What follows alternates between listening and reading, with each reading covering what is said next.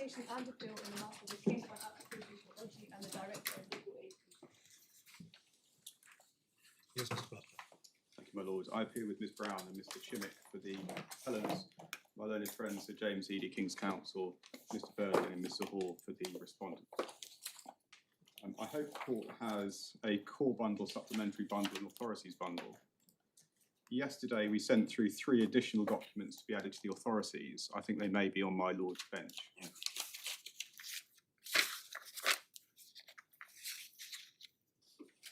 I have put those in the back of my authorities bundle.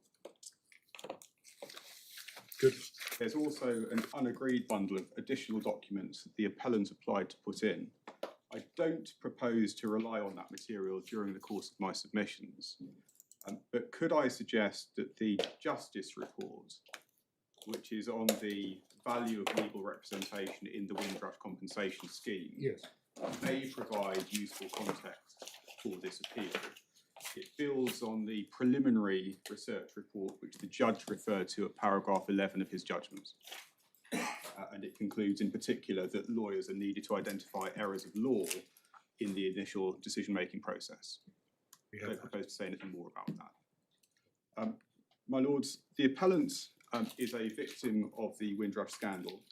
She was wrongly denied proof of indefinite leave to remain by the Home Office, as a consequence of which she was unable to work for 23 months. The Home Office eventually concluded that its breach had substantially affected the appellant's ability to live a normal life. I'll show the court that in due course. The appellant sought legal aid so that she could get legal help to make the Windrush compensation application on the ground that that was necessary under Articles 6 or 8 ECHR. Southwark Law Centre agreed to act for her at risk pending the outcome of that application. The respondent refused the application on the basis that neither Article 6 nor Article 8 were engaged. The judge below agreed that neither 6 nor 8 were engaged, and we now appeal against those conclusions. Could I begin, please, with the Article 6 appeal? And I propose to advance my submissions under 3 headings. First, why we say that this appeal is limited to the narrow question of whether the appellant's arguable claim to Windrush compensation was a civil right. Second, my submissions on the nature of the Windrush compensation scheme and the claim that was ultimately allowed by the Home Office. And third, the applicable principles to be derived from the European case law on the circumstances in which an arguable claim for compensation will constitute a civil right. So if I may, topic 1, identifying the issue. Before you embark on that, can we just make sure we're focusing on the right thing? We're focusing here on the application, which was an application for legal aid with regard to advice at the time of making the claim. We appreciate that matters have moved on a long way so far as your client is individually concerned since then, but we're concerned with the lawfulness of the situation at the point of claim. I'm going to focus, if I may, and I'll come on to identify this. I'm just putting this to you, yes, just to make sure whether we're in agreement or whether there's something we need to be thinking about. Not quite. Could I explain how I put the case in relation to the point in issue as part of my first topic, and that's what I'm going to deal with right now. You're coming to that. I'm going to confront that head on. So identifying the issue, before I deal with the point my lord's just put, could I show the court the legislative provision in the Act? Yes. This is Authority Tab 1.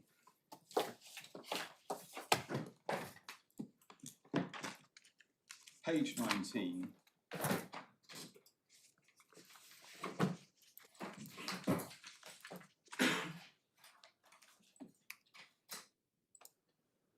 This is section 10 of LASPO, subsection 10(3)A Roman 1. The respondent's task when making the exceptional case determination was to decide whether it was necessary to make legal aid available to the appellant to avoid a breach of her convention rights. And I understand it to be common ground that in relation to Article 6, that required consideration of two things. First, whether Article 6 is engaged on the basis that there's a dispute about a civil right. And second, whether in the absence of legal aid, the appellant would be unable to present her case effectively. And in my submission, the narrow point in issue in this appeal is whether an arguable claim to compensation under the scheme, specifically Annex D to the Windrush Compensation Scheme, is a civil right. Now, can I explain why in my submission the other Article 6 questions don't arise on this appeal? One, whether there's a dispute about a civil right, and two, if so, whether legal aid is needed to enable the appellant to participate effectively in the dispute. So first, dispute, and this I think is going to address my Lord's question. As we said in our skeleton, we accept the judge's conclusion that for Article 6 to be engaged, there needs to be a dispute. And we accept that no dispute arose in this case until the Home Office refused the appellant's application for compensation, and the appellant wanted to internally appeal that decision. That dispute with the Home Office arose after the claim for judicial review was lodged. The judicial review was lodged on the 31st of January 2023. The internal appeal was lodged. Stay down, sir. There no disputing to the decision saying not qualified, and they sought a review. And that decision was on, the JR was on the 23rd of January. 31st of January 23. And that is a judicial review of the decision of the director refusing The legal original aid to apply. Exactly. So JR decision refusing legal aid to apply. Yeah, okay, hang on. And the internal appeal to the Home Office was lodged on the 8th of January 2024. And then on the 18th of January 2024, so 10 days later, the appellant applied to rely on a supplementary issue in the judicial review. And can I show the court that, please, in the core bundle, tab 21.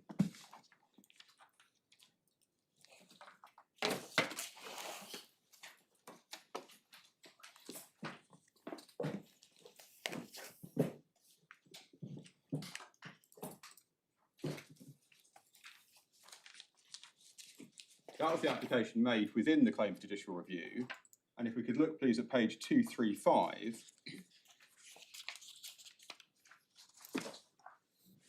These are the submissions in support of the application. And could I ask the court to note in particular, please, paragraphs 4 through to 6.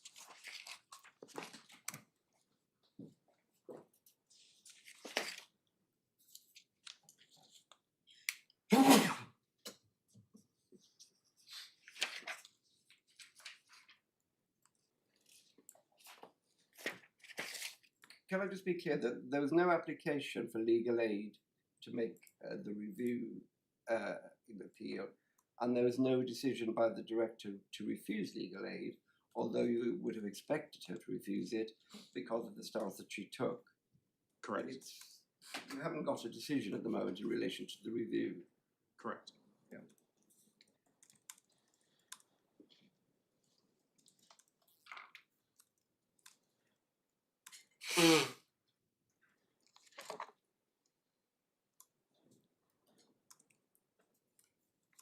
Both parties then made submissions on this application in their skeleton arguments and orally before the judge.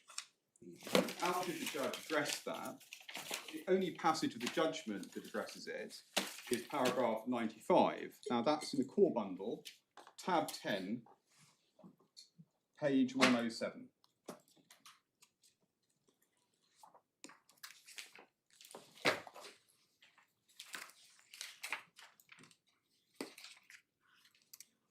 But I could ask my lords to remind yourselves of paragraph 95.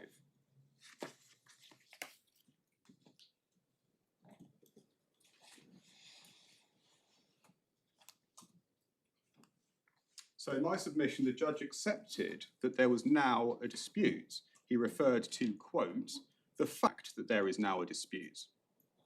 And he concluded that if Article 6 had been engaged, he would have remitted the matter to the respondents to make a decision on whether to grant legal aid for the internal appeal. That's what I don't understand, because there was nothing to remit.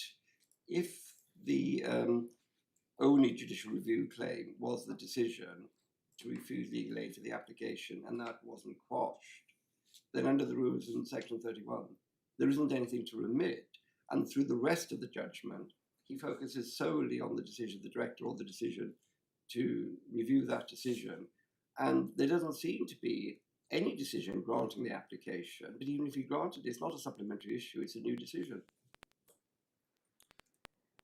I understand the way my lord puts it. The decision for the director under Section 10 in my submission wasn't necessarily confined. I appreciate the actual decision was confined to the initial application to the Windrush Compensation Scheme. The director could have addressed the shape of the whole potential proceedings, including the possibility of an internal appeal. But in my submission, what the judge has done, rightly or wrongly, is to confront the question of what he would have done had he concluded that Article 6 was engaged on the basis that there was a civil right.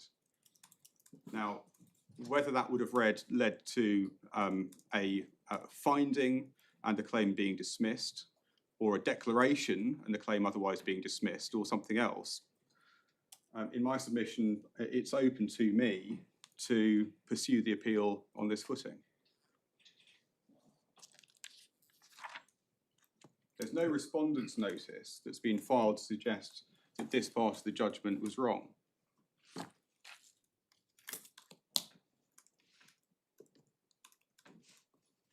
And on that footing, in my submission, if I persuade my lords that the appellant's arguable claim to Windrush compensation constituted a civil right, then it follows from the judge's judgment in the absence of a respondent's notice on the point that the matter should be remitted to the respondents. Well, what matter? We're not remitting the decision to refuse legal aid for the application because you accept that isn't contrary to Article 6.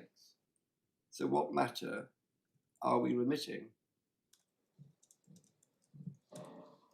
Not remitter, you have to make an application. It's probably too late now. No, I understand that. Well, I don't think it is too late, but it may then be that it's simply a finding, possibly a declaration, that on the review, a civil right arose. And it may be that as a matter of form then, it's not remittal, but it's for the appellant to make a fresh application to the director, but with the benefits of the finding that it concerned a civil right. I mean, otherwise, we're faced with a situation, as it was put to the judge below, that the appellant had to make an application that was doomed to fail on the basis of the finding that there was no civil right engaged at any stage of the process. The problem is it's not the only reason, you see. He'd have to decide that the review was a genuine dispute. He'd have to decide that the subject matter is a civil right, and I accept that he's likely or she's likely to say no because of what she's already said. And she'd have to consider a separate factual question. Did you need legal aid to apply for the review? Yes, I accept all of that. And all of that is something that the director's never been asked. No, I accept all of that. And you should have asked her. Short answer. Well, this is how it was raised, and this is how it's come before this court. And so in my submission here we are with a fairly hard-edged question of whether the dispute before the Home Office gave rise to a civil right. Now, I accept that on my Lord's analysis, the court could simply send us away and say, well, it's for the appellant, if he wants to make a fresh application to the director. The director, of course, is inevitably going to refuse that. Sorry to interrupt you, but so far as your client, the appellant, is concerned, she's achieved what she set out to achieve with the help that she, in fact, was given. So I'm not quite sure that there's anything left for her as an individual. The meat of this, that, as I understand your presentation, is for claimants generally.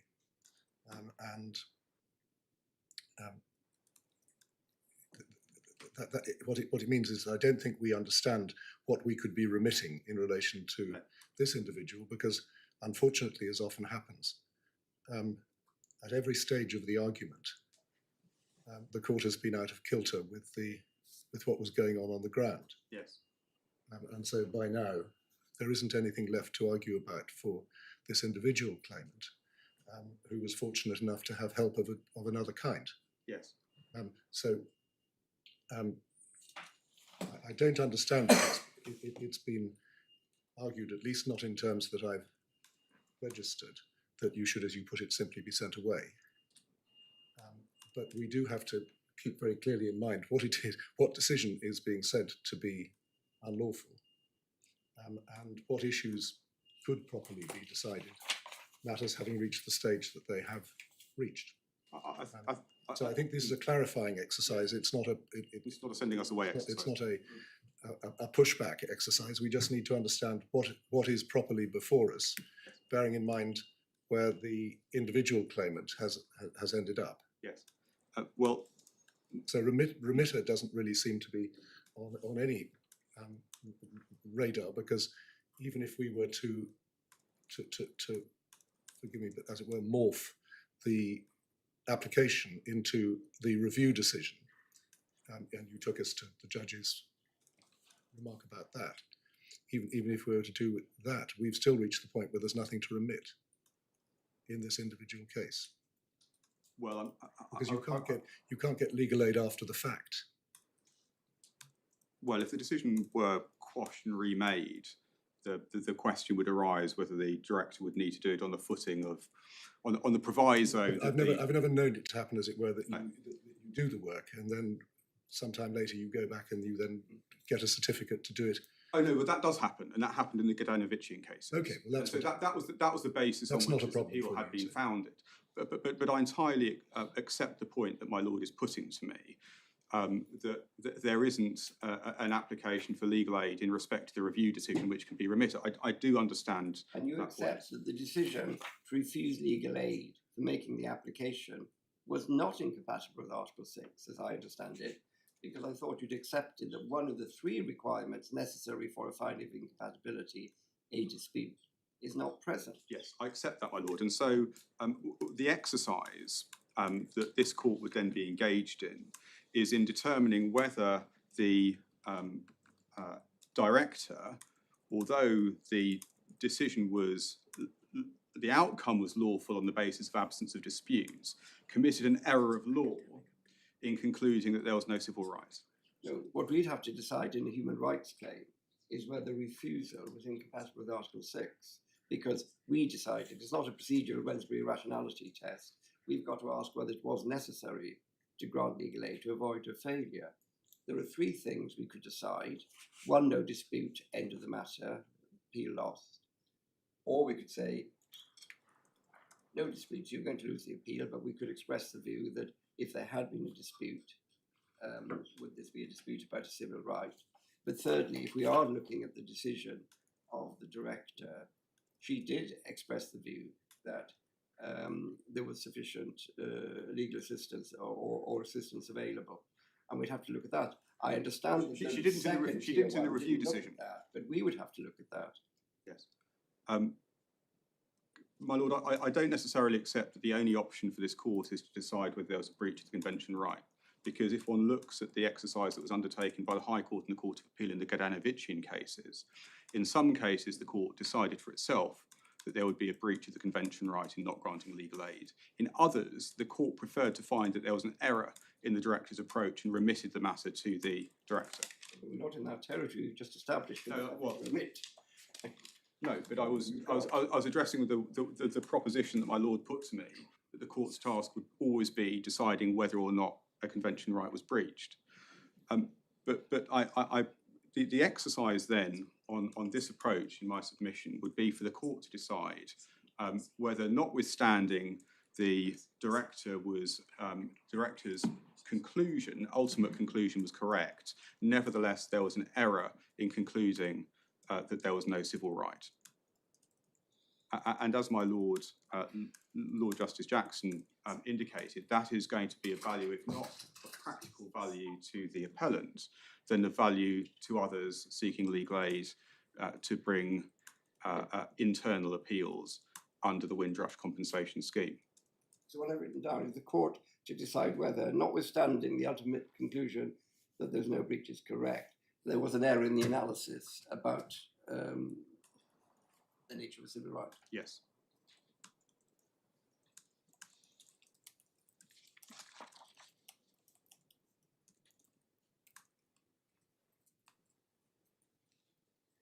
That's been helpful.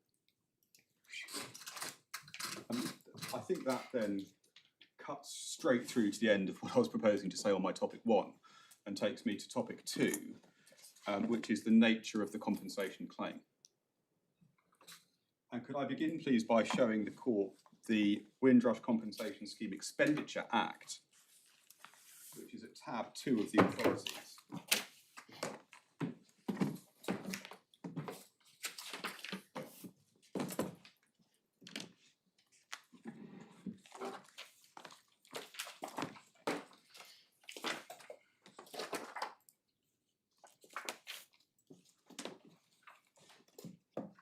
What's the reference? Tab 2, beginning at page 229, this is the Windrush Compensation Scheme Expenditure Act. And if we could look, please, at page 230, section 1, subsection 1, authorises the Secretary of State to pay out money under the Windrush Compensation Scheme. Subsection 2 explains that the scheme means the scheme published on the 3rd of April 2019. And so Parliament had regard to the compensation scheme that the Secretary of State had promulgated and specifically authorised the making of payments under it. If we could also please look at page 233. This is part of the explanatory notes to the Act. And if we could look, please, at paragraph 6 to the explanatory notes, line 4, one sees that the payments themselves are made under the Secretary of State's common law powers.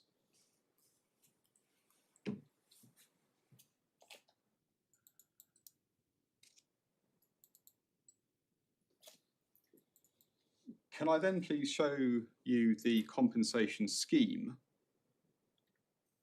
focusing on the provisions that led to the appellant being awarded compensation, and the scheme is at tab 5 of this bundle.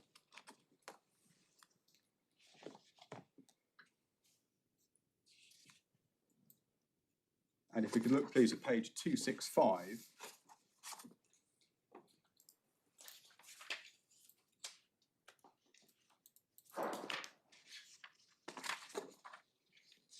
Tab 5, page 265. Part 2 of the Windrush Compensation Scheme identifies the categories of person who may claim compensation. The appellant was eligible under paragraph D. Her Commonwealth citizen parents arrived in the UK in 1964, and the appellant arrived in the UK in 1988 at the age of 3, and she'd been continuously resident in the UK since then.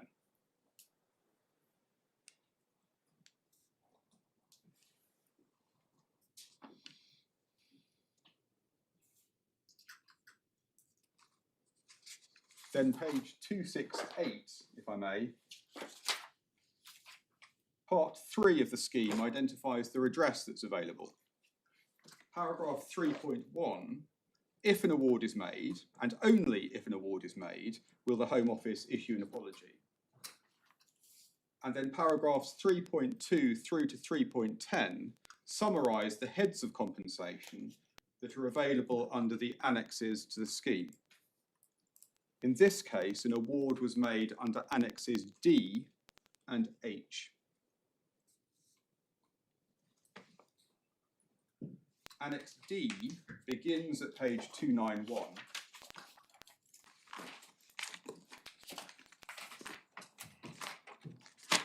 And it provides for two kinds of award: an actual earnings award, as set out at paragraph D2, and overleaf, page 292, a general award, as set out at paragraph D9. The appellant received a general award, and she did so under D9A Roman 4. The appellant hadn't been in regular employment, but was actively seeking employment and was unable to progress applications for employment. And that was because D9B, the appellant was unable to demonstrate her lawful status. D10, the period of loss began, overleaf little d, when the appellant was first unable to progress an application for employment. D11, the period of loss ended, paragraph A, 3 months from the date the appellant received documentary proof of her lawful status. D14, in those circumstances, the appellant was entitled to a general award calculated as the number of months of loss multiplied by 1,147. The Home Secretary has explained to the Home Affairs Select Committee that the figure of 1,147 is based on full-time work at the national living wage rate when the scheme was launched. And I don't propose to turn it up, but there's a reference to that in the additional documents we handed up. It's tab 43, page 1518, and we've sidelined the relevant paragraph. So that's Annex D. The appellant was also awarded compensation under Annex H.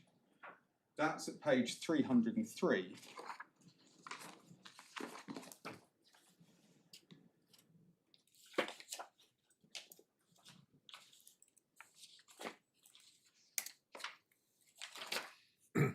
Impact on life. Paragraph H1A, the appellant experienced detrimental impacts as a direct consequence of being unable to demonstrate lawful status. And C, those detrimental impacts were of the type described at paragraph H2, A through to F. H3, if the Home Office is satisfied that those criteria are met, it will make an award in accordance with the table overleaf.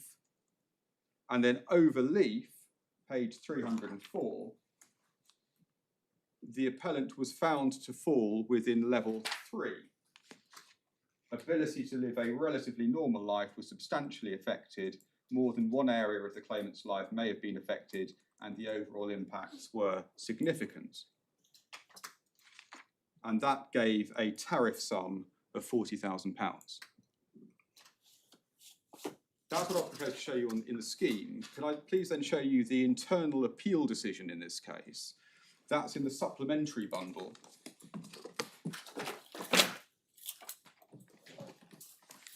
Tab 18.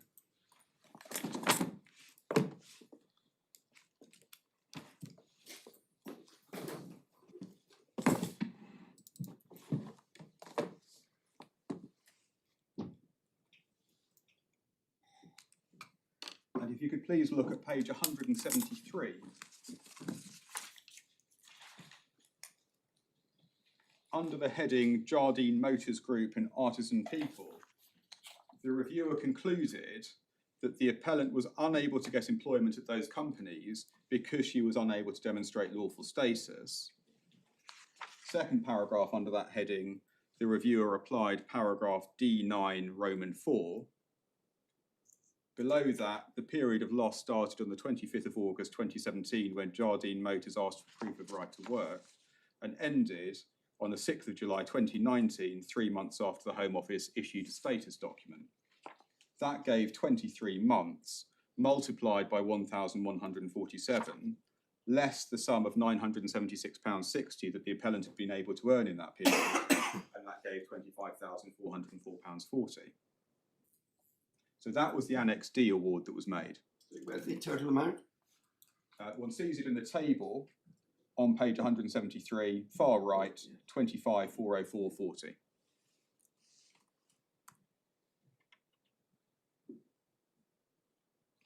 This decision then also dealt with Annex H at page 176. In fact, beginning at page 175, but could I show you please 176? The fifth paragraph on that page begins as assessed under the loss of access to employment category. If you could please just read that paragraph. Sorry, page 175. 176, fifth paragraph beginning as assessed under the loss of access.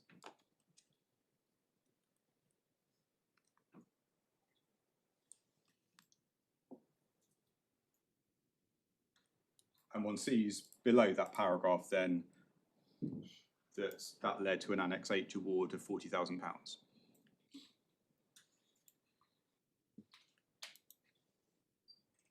Could I then please emphasise what we say are three key features of the compensation scheme as it was applied to the appellants?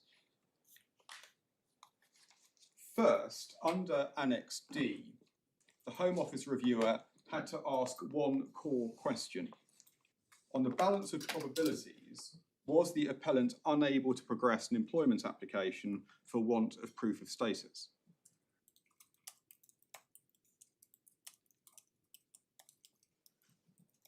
That was a binary and objective question of fact.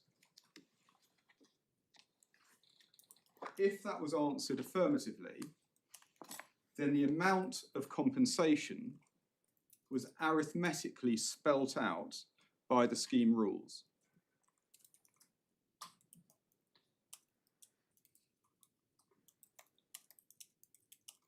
Under Annex D, the scheme didn't call for an exercise of evaluative judgment, and it didn't call for an exercise of discretion.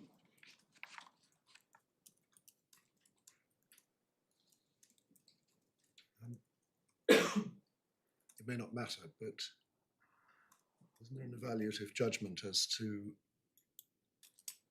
whether the want of proof of status prevented the progressing of the application?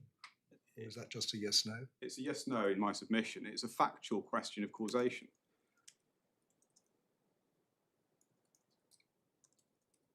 Right. But it's a finding based on one view evaluation of the material. Well, one's got to consider the material to reach a view of facts. What I mean by the contrast I'm drawing between a finding of fact and an exercise of evaluative judgment is that the sorts of evaluative judgments that have been identified in the case law on Article 6 are things like, is this a child in need who needs our support? Is this form of accommodation appropriate for meeting the individual's needs? Now, those aren't pure discretionary questions. They are evaluative, factual questions, but they are loose evaluative questions rather than what I would characterise as relatively hard questions of fact. Well, I think probably the difficulty we may bump into with this is that saying it's either one or the other is not really very helpful, because in fact there's a range of possibilities from I feel like it or I don't feel like it, or to 6 and 6 make 12, Yes. and it's somewhere in between. So you're saying it's down near the not terribly evaluative end, even if Yes. it involves some element of evaluation. Yes, I accept that there may be some challenge in absolutely pigeonholing things into certain categories. Well, for example, which of the levels of compensation you fall in, whether it's substantial or extreme or severe or whatever it is an evaluation, but it's a fairly narrow scope. Well, I was going to come on to accept in respect of Annex H, there clearly is an evaluative exercise. What I'm doing at the moment is focusing on Annex D. Yes. And in my submission, that turns on a question of fact, which I would characterise as being narrow and objective. And once that factual condition is satisfied, the calculation of compensation is arithmetic.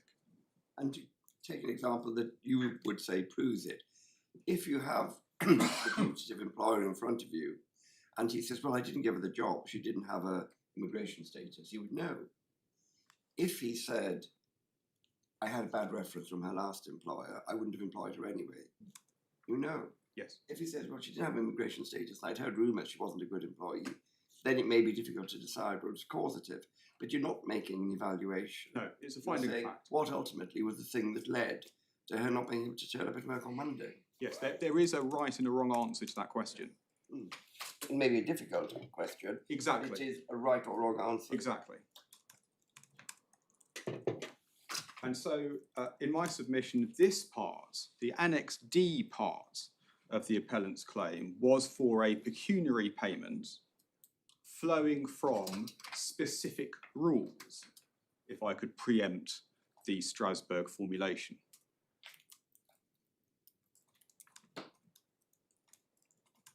Now, as I've already accepted in answer to my Lord Justice Jackson's question, I accept by contrast Annex H called for an exercise of evaluative judgment, but that, in my submission, doesn't diminish my submission on Annex D. And you would want to say that some of the heads are very familiar to lawyers, injury to feelings you have in most employment discrimination cases.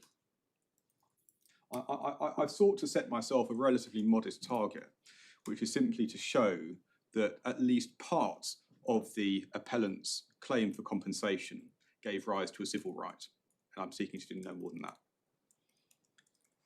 I haven't shown the court other parts of the scheme, but the scheme is shot through with narrow, hard-edged questions giving rise to tariff sums, £500 for not being able to access the NHS, and so on. But it's enough for my purposes to focus on Annex D, because one can see that playing out in this case. Do we look at the whole scheme, or do we just look at those bits of the scheme for the individual applicant when deciding whether the rights under the scheme are civil rights for the purposes of Article 6? The latter in my submission, because if one had a civil right under Annex D, it can't stop being a civil right by attaching to it another claim for compensation.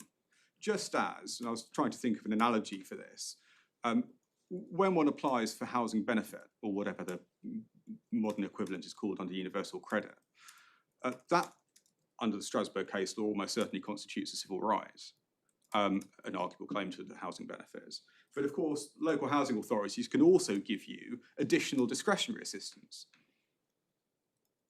But it would be odd, wouldn't it, if you could get legal aid on your analysis for some bits of the claim, but not for other bits? Well, in my submission, it wouldn't be odd. It would be a matter for the director to determine on the application that was put to him.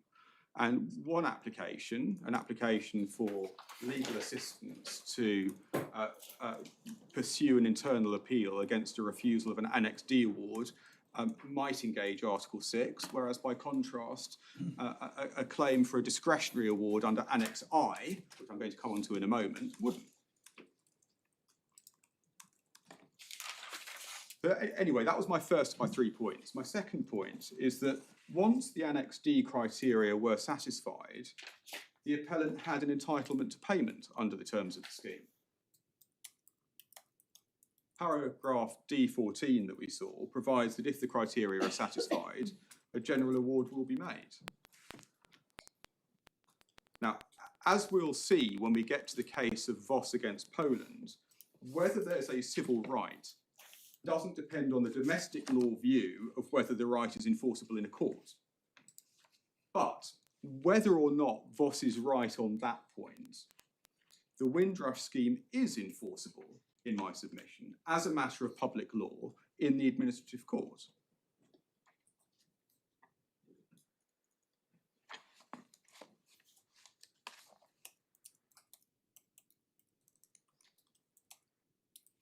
If I could show the court one passage in the scheme, if we could turn back, please, to tab 5 of the authorities, page 263.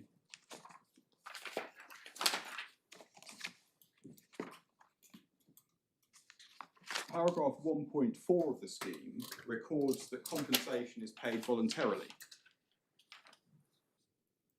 Now that is correct in the sense that the Secretary of State wasn't under a duty to promulgate the compensation scheme.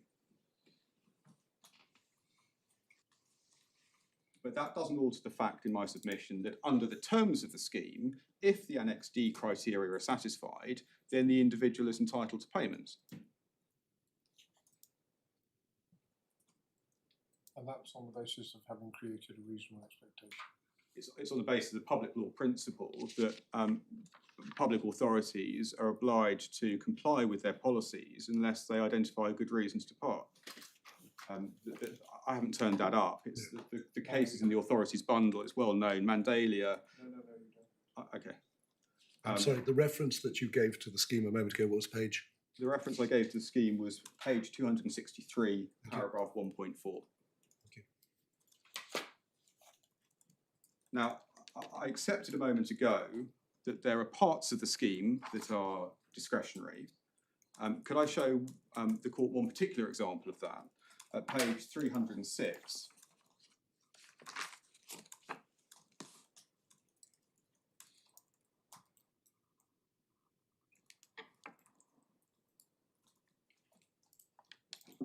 Annex I. This is headed discretionary award. And it provides that in certain circumstances, described in broad terms under paragraph I1, the Home Office will make an award. And then paragraph I3 confers an even broader discretion to make an award if there are thought to be wholly exceptional circumstances. Now, I would accept that those criteria are too soft-edged to give rise to a right to payment. But again, in my submission, that doesn't undermine my point about Annex D. What about your Annex? Is it H? Is that also a civil right? It falls somewhere in between. In my submission, it is firm enough to constitute to give rise to a civil right. But if I'm wrong about that, then at least Annex D is. So Annex D is definitely, you say, civil right. Annex H is too, but if it's not, it doesn't matter because you've got Annex H. Exactly. Annex D.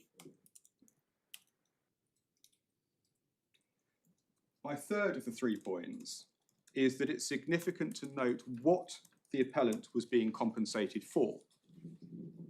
She was compensated for loss of employment, calculated as lost earnings, set as the national living wage rate. And so, in my submission, the compensation was for lost means of subsistence.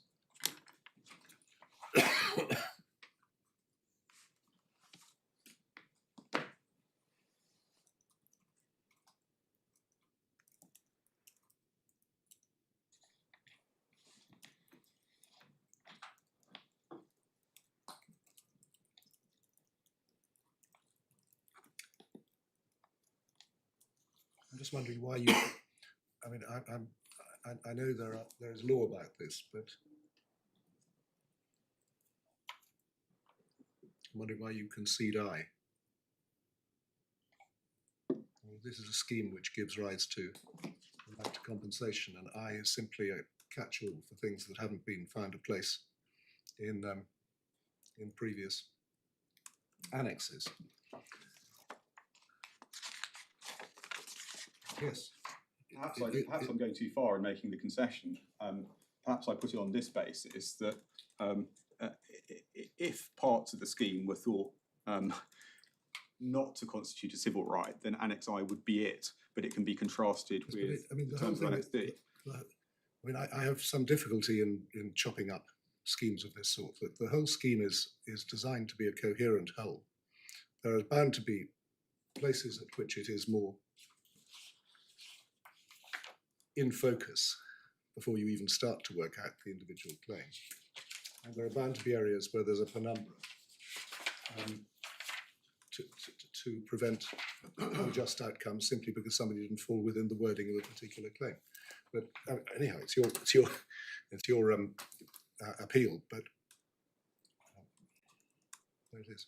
Well, my core point is that just because the scheme is a coherent whole just as an act of parliament is a coherent whole, there may be elements of it that give rise to a civil right and elements of it that don't.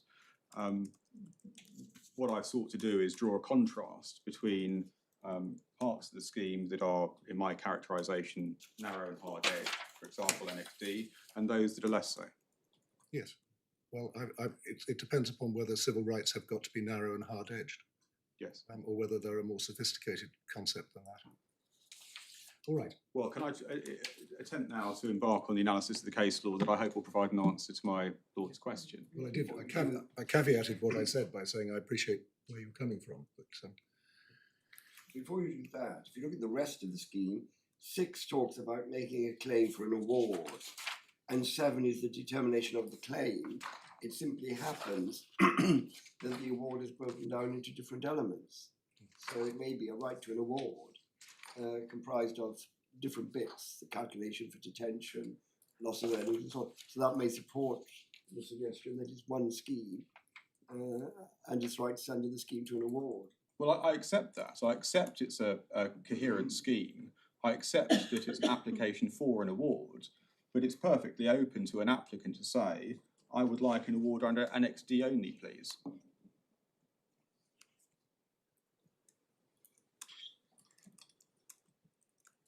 Or it's open to, in my submission, open to a claim to say, I would like an award under Annex D and Annex I. I accept that my application under Annex I doesn't give rise to a civil right, but insofar as my claim concerns Annex D, it does.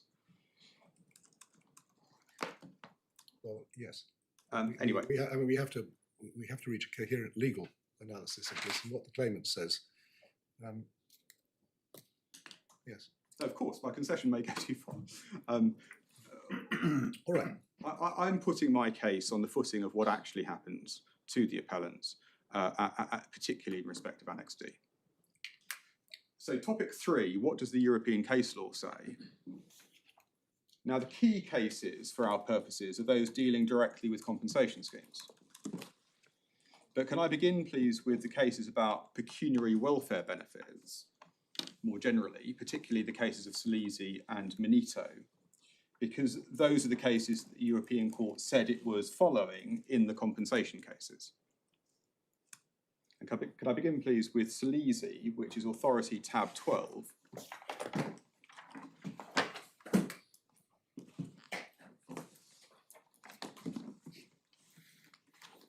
The claim was for a statutory disability allowance. The rules required the individual to be 2/3 disabled and destitute. One sees that at page 511, paragraph 11. The dispute between the applicant and the Lazio Social Security Department was whether she satisfied those criteria. One of the questions for the European Court was whether that dispute concerned a civil right. The court's judgment is at page 520. At paragraph 18, the government noted that this was a purely public law dispute.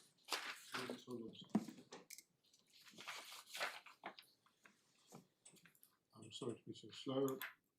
520, did you say? Page 520, paragraph 18, the government maintained that the case presented features of public law only. Yeah. Overleaf paragraph 19, it concerned a non-contributory benefit scheme. The court's reasoning is in the 3rd subparagraph of paragraph 19, beginning as in the 2 cases previously referred to. If I could ask the court please to read that paragraph.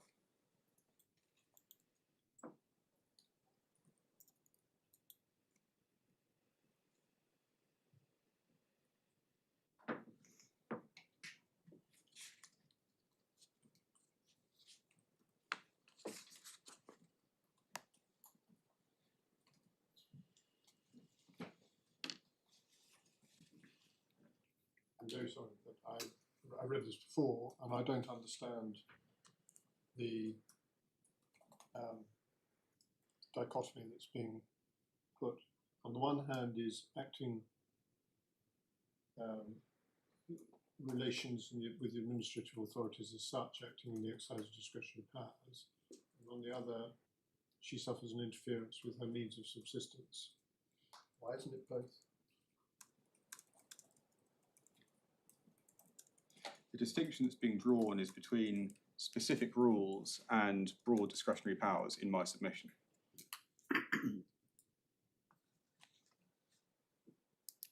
And what I'll come on to show the court what the Supreme Court has said about this line of cases, and that's the way the Supreme Court has analysed it.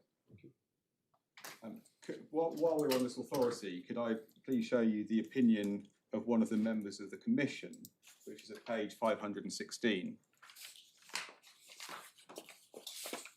This is the concurring opinion of Mr. Sperduti, and paragraph 2, he said, one of the most important of all the developments which have taken place over the decades in the case law of the institutions of the European Convention on Human Rights is the gradual shift towards the view that where entitlement to pecuniary social benefits is disputed, the right to a tribunal complying with the requirements of Article 6.1 of the Convention should be recognised, even when the dispute concerns a right governed for the most part by the rules of public law. And in my submission, this case, Salesi, can be seen as a continuation of that gradual shift. Apart from it being interesting, what's its status, the concurring opinion of the Commission? I only draw the court's attention to it on the basis that it is interesting. It was cited by Lord Hoffman in Runa Begum as an accurate explanation of the direction of travel of the European Court's case law. That's what I wanted to show you in Salesi. The next case is called Schuler Dragon, which is Authority tab 10.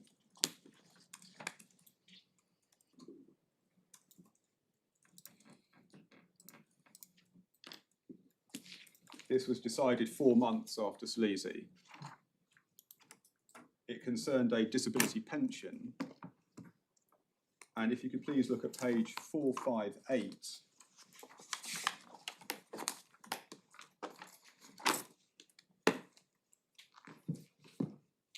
At paragraph 35, one sees that entitlement to a pension depended on the occupational association's assessment of the applicant's degree of disability. Different sums were payable depending on whether the applicant was 2/3 disabled, 50% disabled, or 40% disabled.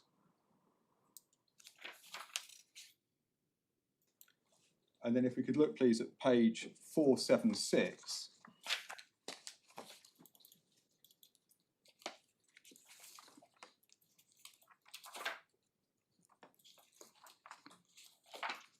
At paragraph 46, the court said that it was applying Salesi.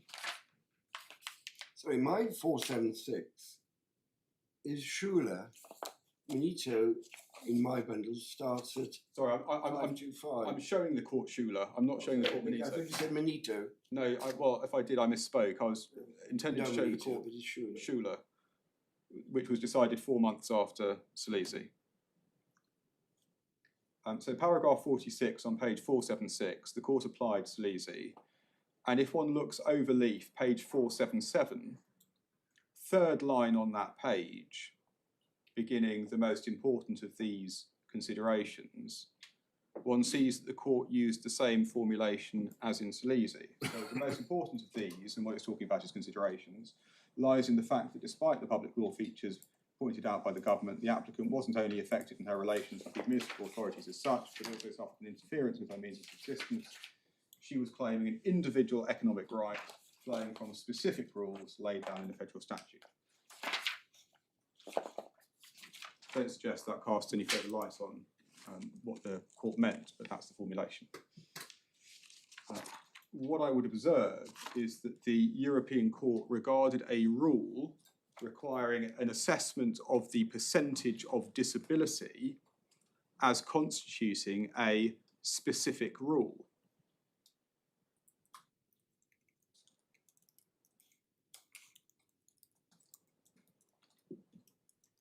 The third case, I am now going to turn to Minito. This is at tab 13.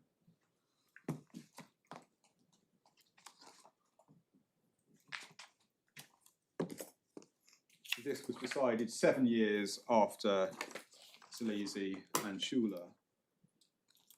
This case concerned the power of a health authority to pay a disabled carer's allowance. The legislation is set out at page 529, paragraph 15.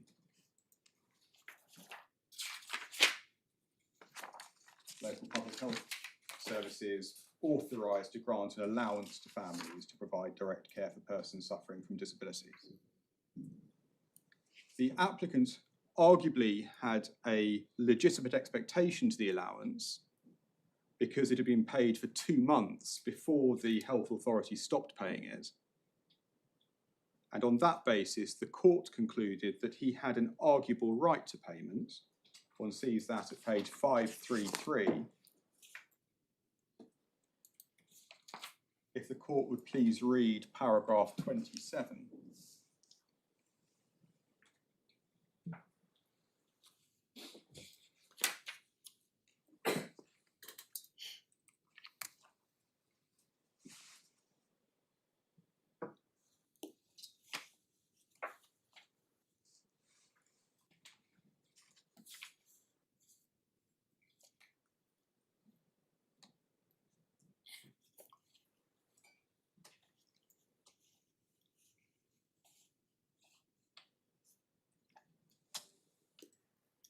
So that's the arguable right, paragraph 27. And then paragraph 28, the court concluded that that arguable right was a civil right. The court considers that the right in question, which was of an economic nature, was a civil right within the meaning of its case law. And the footnote is to Salesi. So what mattered was the economic nature of the right. And I note that the allowance in issue in Manito wasn't for the purposes of subsistence, unlike Schuler and Salesi.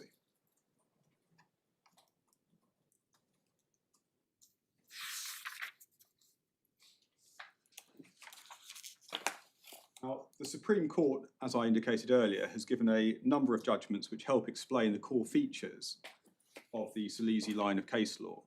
Could I please show you 2 of those? The first is called Alley against Birmingham, which is tab 27 in the authorities bundle.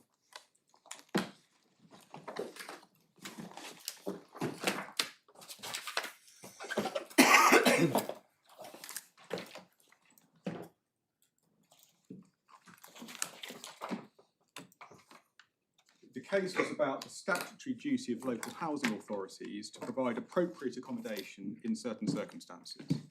The question was whether an arguable right to appropriate accommodation was a civil right under Article 6. The judgment of the majority was given by Lord Hope, and could we please look at page 960.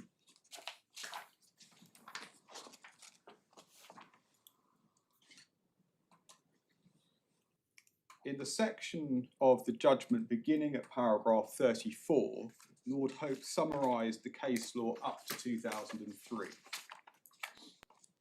And within that section, if we could look over leaf, page 961, could you please read the paragraph starting at letter E, beginning, "That decision was followed"?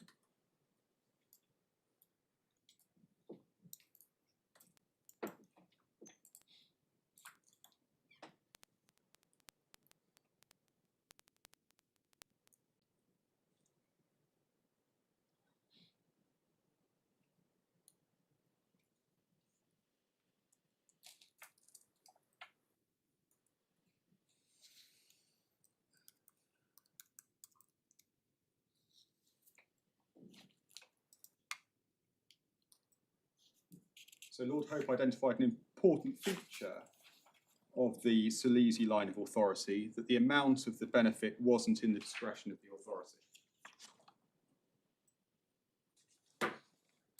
In the next section of his judgment, he referred to the judgment of the House of Lords in Runa Begum. And over leaf on page 962, could I please ask the court to read paragraphs 39 and 40?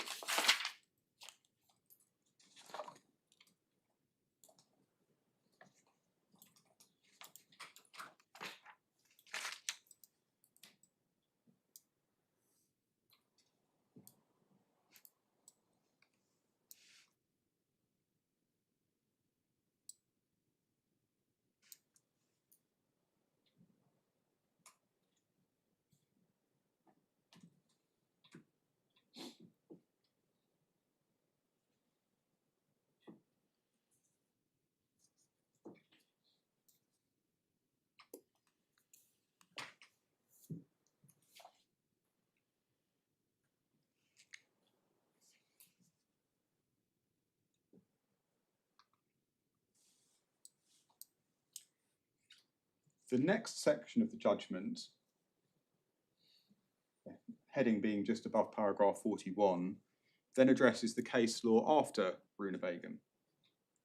And if we could look please at page 963, within that section, paragraph 43, Lord Hope said, there are, as I said in the Croydon case, a number of straws in the wind since Runebagen's case that suggest that a distinction can indeed be made between the class of social security and welfare benefits that are of the kind exemplified by Salesi, whose substance the domestic law defines precisely, and those benefits which are, in their essence, dependent upon the exercise of judgment by the relevant authority. And then he continues to examine the case law, and if we could skip forward, please, to page 965. In light of that further case law, he draws the conclusion at paragraph 49. That being the present state of the authorities, I will be prepared now to hold that cases where the award of services or benefits in kind isn't an individual right of which the applicant can consider himself the holder, but is dependent upon a series of evaluative judgments by the provider as to whether the statutory criteria are satisfied and how the need for it ought to be met, don't engage Article 6.1.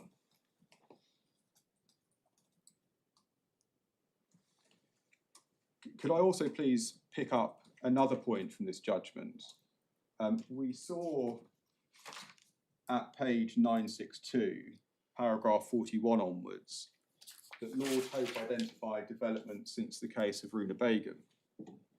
As part of that analysis, at page 964,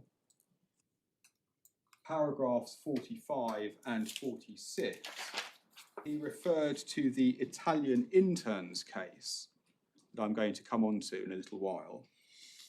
And at letter F, he referred to the case of Voss against Poland.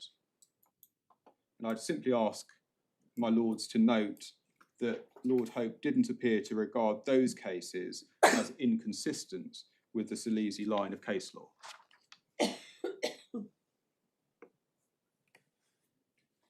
And if we could also please look for completeness at page 969, this is part of the concurring judgment of Lord Collins. At letter G on that page, he also referred to Voss as part of his summary of the concept of civil rights. The second Supreme Court judgment I wanted to show my lords is the case of Poshti, which is at tab 32 of this bundle.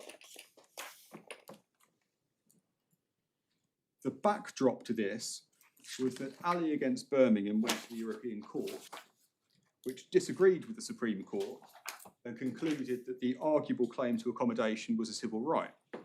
In Poshti, the Supreme Court reviewed its decision in Ali against Birmingham and declined to follow the European Court's judgment. If we could look, please, at page 1142.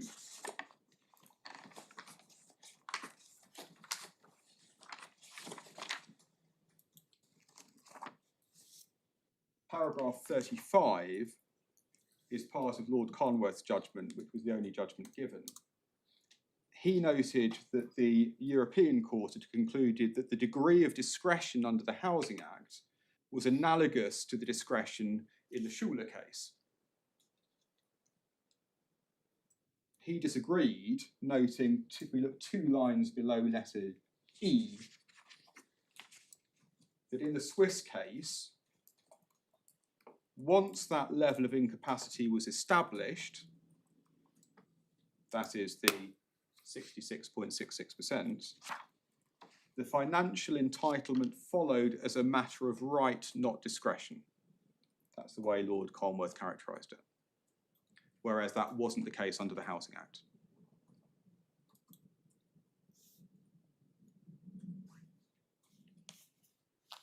By contrast, in my submission, Annex D to the Windrush Compensation Scheme is akin to the Schuler case.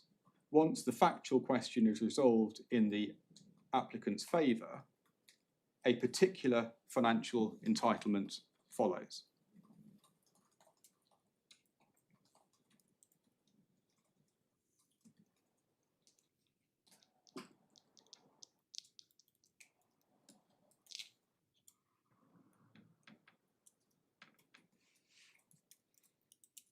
Could I now please turn to the compensation cases, beginning with the key case of Voss against Poland, which is tab 15 of the authorities.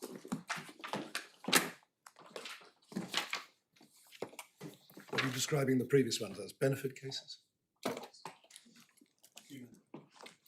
Yes, pecuniary benefit cases. Housing. Sorry, the Salesi line of case law are pecuniary benefit cases. The House of Lords, sorry, the Supreme Court says those principles don't apply to the non-pecuniary benefit cases of housing. Yes. Sorry, I misunderstood my Lord's question. I'd characterise the Alley and Birmingham case and the Posty cases as non-pecuniary benefit cases.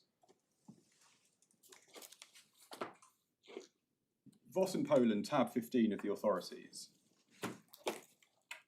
We've addressed this in some detail in our skeleton arguments. And could I ask that perhaps the court has that to hand in the case?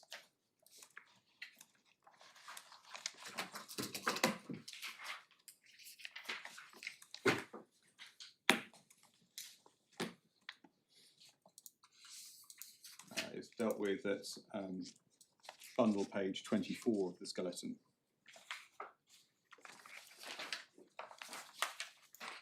As we pointed out there, this case concerned the first compensation scheme set up for victims of Nazi forced labour. Could I please emphasise 5 points about this judgment? The first is that the facts of Voss were that the applicant claimed that applying the administrative rules of the compensation scheme, the foundation had undercalculated his right to a supplementary payment. The value of the sum in dispute in today's money was £100. And we explain that on the basis of the calculation at paragraph 26 of our skeleton.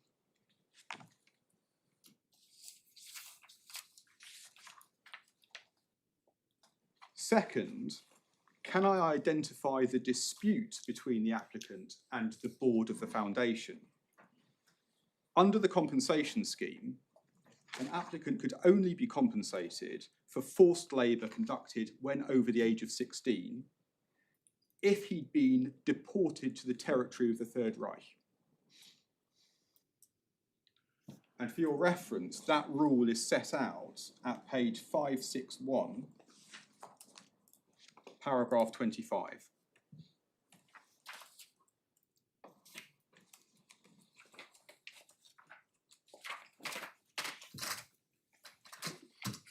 The foundation decided that deportation to another part of occupied Poland didn't constitute deportation to the Third Reich. The applicant disagreed, and that was the dispute. In my submission, that factual dispute of whether deportation was to the Third Reich was no more hard-edged than the factual assessment that had to be conducted in our case under Annex D to the scheme.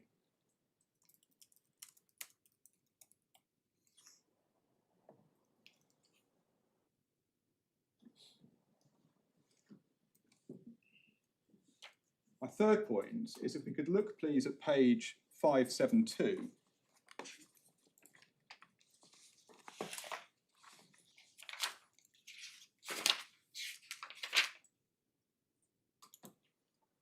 At paragraph 72, the opening words indicate that the court was here dealing with general principle. And in this paragraph, it identified 3 general principles. First, a state is under no obligation to compensate for past wrongs.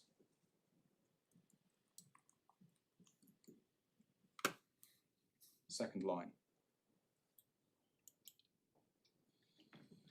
2, if a state chooses to establish a compensation scheme, the criteria it chooses can't be challenged unless they're manifestly arbitrary.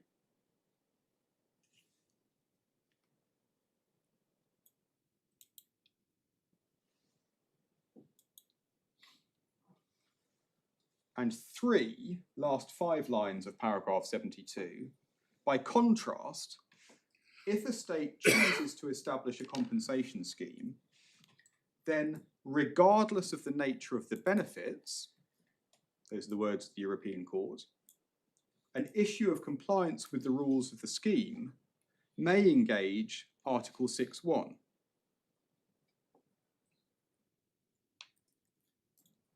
And it's that third general principle on which we rely.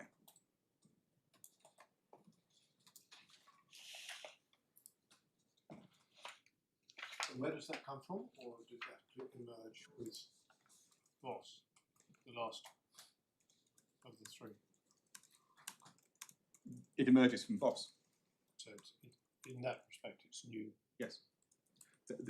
There is an earlier compensation case, which I haven't taken the court to, the Beaumartin case, but it doesn't identify principles, and it's not carried forward in the subsequent case law. This is the first European case which identifies Articulates this principle. articulates those principles. What is that saying though? Is it saying you can't exclude it from being within Article 6, you've got to decide whether or not it is in Article 6? Or is it saying the compensation schemes are in principle within Article 6? What it's saying, and we'll see this in more detail when we come on to the application of the facts, is that if you have an arguable claim that you come within the criteria that the state has chosen to set, then you have a civil right.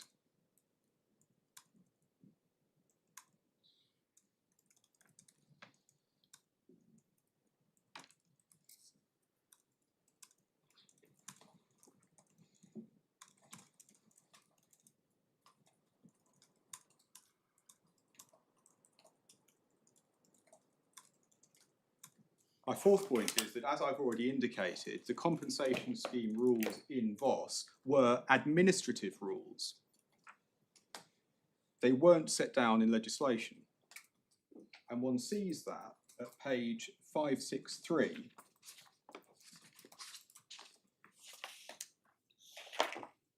At paragraphs 29 through to 33.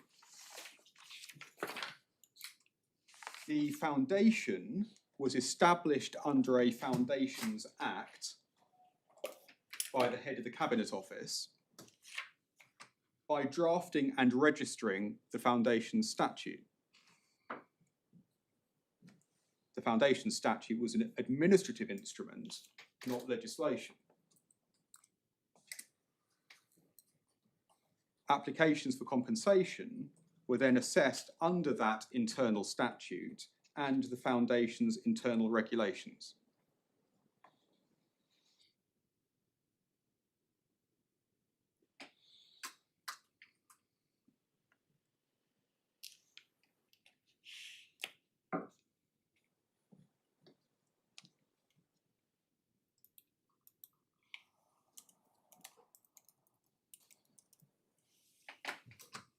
And the Polish Supreme Court held that the Foundation's decisions weren't amenable to judicial review.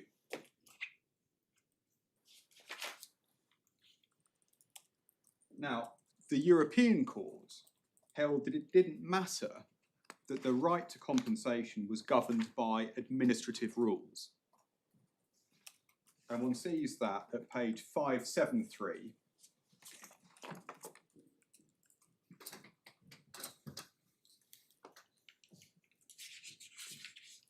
Paragraph 75,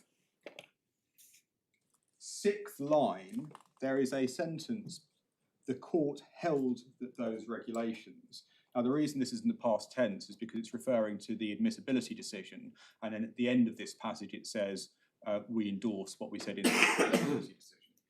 So the court held that those regulations, regardless of their characterisation under domestic law, could be considered to create a right for a victim of Nazi persecution to claim compensation payment from the Foundation. Accordingly, the court found that if a claimant complied with the eligibility conditions stipulated in those regulations, he or she had a right to be awarded compensation payment by the Foundation. Thus, in the court's view, it couldn't be said that the relevant Foundation's regulations gave rise to an ex gratia claim.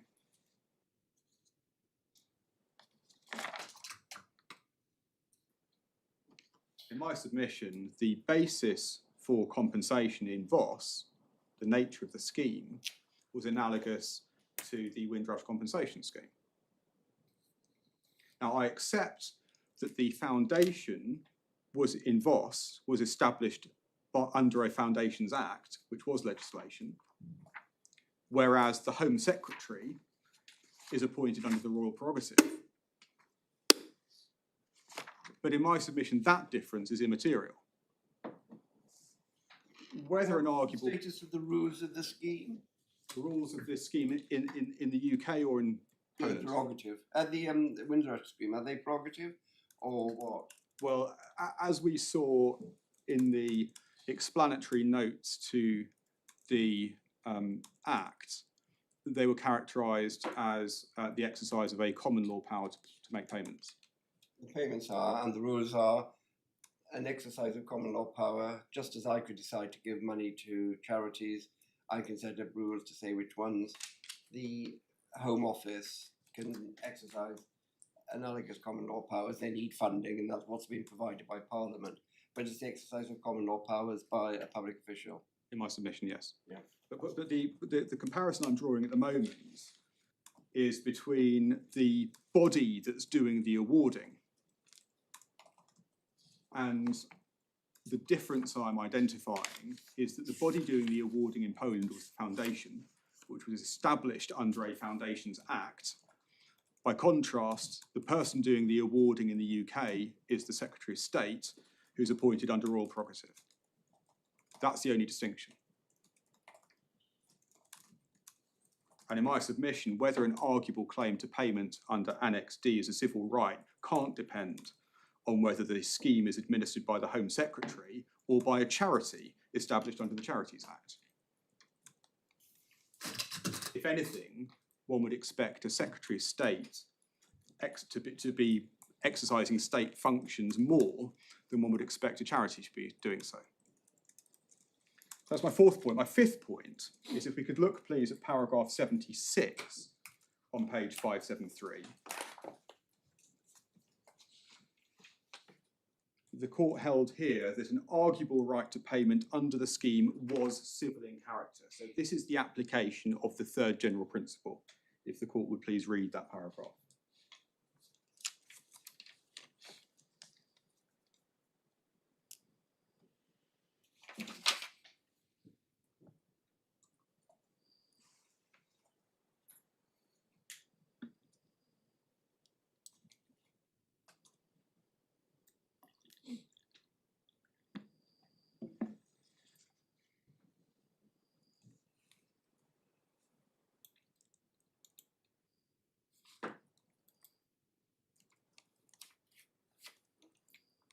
When you say arguable right, do you mean asserted right? I'm so sorry. When you say arguable right, Yes. do you mean asserted right? I mean, Yeah. just when one says arguable right, you might mean something that might or might not be a right. Whereas if you say asserted right, you're assuming that something is a right, but you're just asking for the benefit of it. Asserted right that arguably satisfies the criteria of the scheme. Because it's not enough, as we'll see in the Italian intern's case, to say, I'd like payment. One has to demonstrate that one arguably satisfies the criteria of the scheme. And the reason for that really is because we mustn't get obsessed by whether it's a civil right. The question is whether there's a breach of Article 6. And in this case, the body that was deciding whether or not you needed to have been deported to the Third Reich or moved about within Poland was a body that wasn't independent. Yes. There was an arguable right in the sense that a body had to rule on whether or not you had to be deported to the Third Reich or moved within Poland. Yes.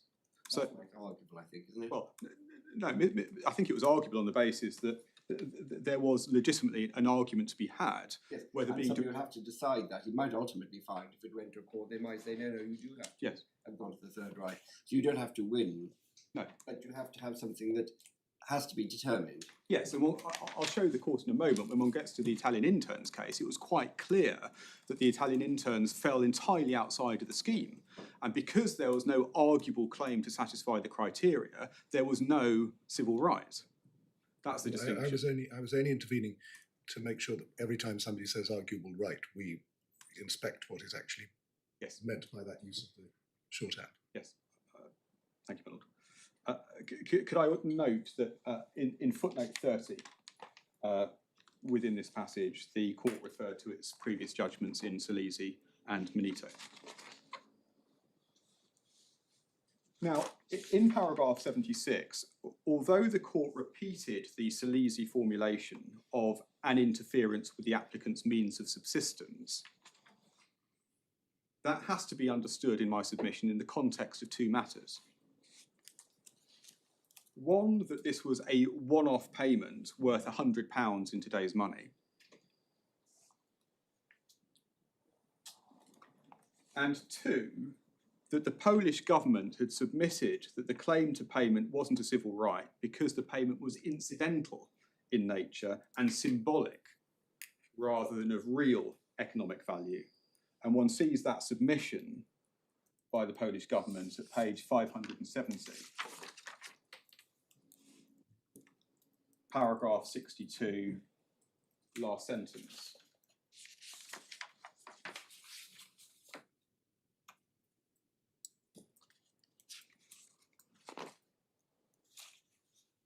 And what the court in my submission was saying at paragraph 76 was that a one-off payment worth £100 was an interference with means of subsistence as opposed to being a purely incidental or symbolic payment. In any event, if the denial of £100 in today's money in VOS interfered with the applicant's means of subsistence, then a fortiori in my submission, the denial of £25,000 for lost income under Annex D to the Windrush Compensation Scheme interfered with the appellant's means of subsistence.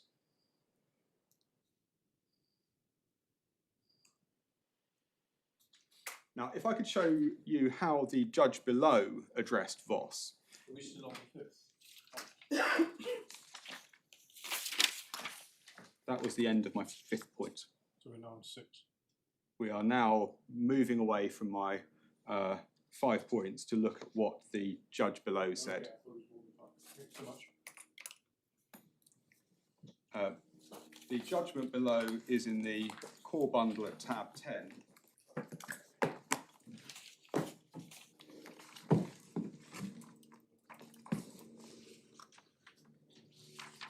Page 100.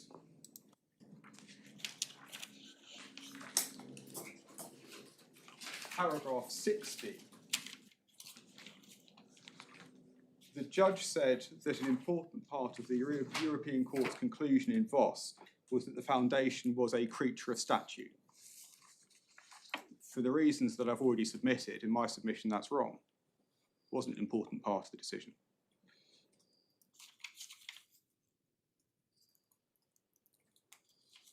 He also said that an important part of the conclusion was that the compensation was about subsistence, whereas that claimed by the appellant wasn't. In my submission, that's also wrong. The payment in VOS was no more about subsistence than the payment to the appellant.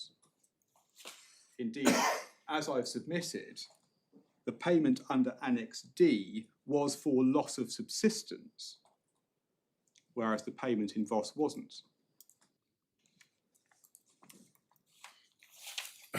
Finally, last 2 lines on page 100, the judge seemed to think that it was significant that it wasn't clear that the claimant had a right to compensation. In my submission, that was irrelevant. All that VOS requires is an arguable right to compensation under the terms of the scheme.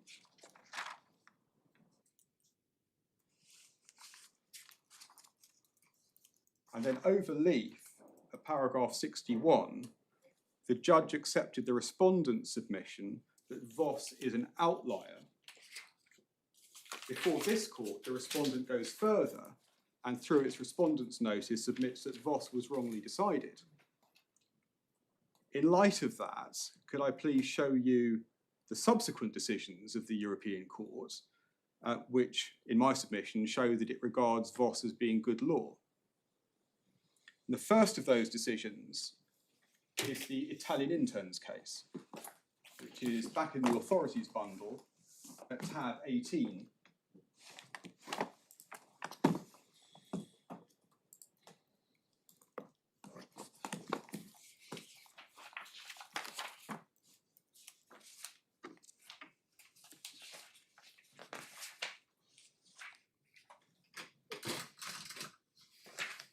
This also concerned a compensation scheme for Nazi forced labour, but it was a different scheme from the one in Voss.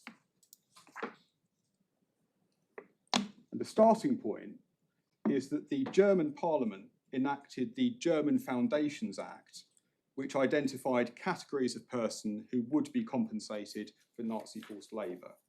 And the relevant categories are set out at page 614, paragraph 42. And one sees section 11, eligible persons, paragraph 1, persons subjected to forced labour in a concentration camp, and 2, persons deported to the territory of the Third Reich and subjected to forced labour. But overleaf 3, excluding prisoners of war. The compensation scheme was administered by, in respect of Italian nationals, by the International Organization for Migration. Now, the key distinction here is that, unlike Voss, none of the applicants even arguably came within the rules of the compensation scheme. They brought claims under Article 5, A1P1, Article 14 read with A1P1, and Article 6. The European Court ruled that the Article 5 claims were inadmissible because the events occurred before the convention came into force. That's page 619, paragraphs 54 to 55. The court ruled the A1P1 claims to be inadmissible because the only applicable rights were those that Germany had chosen to confer through the scheme. One sees that at page 620. If you would please read paragraph 63. 63. 63. Thank you.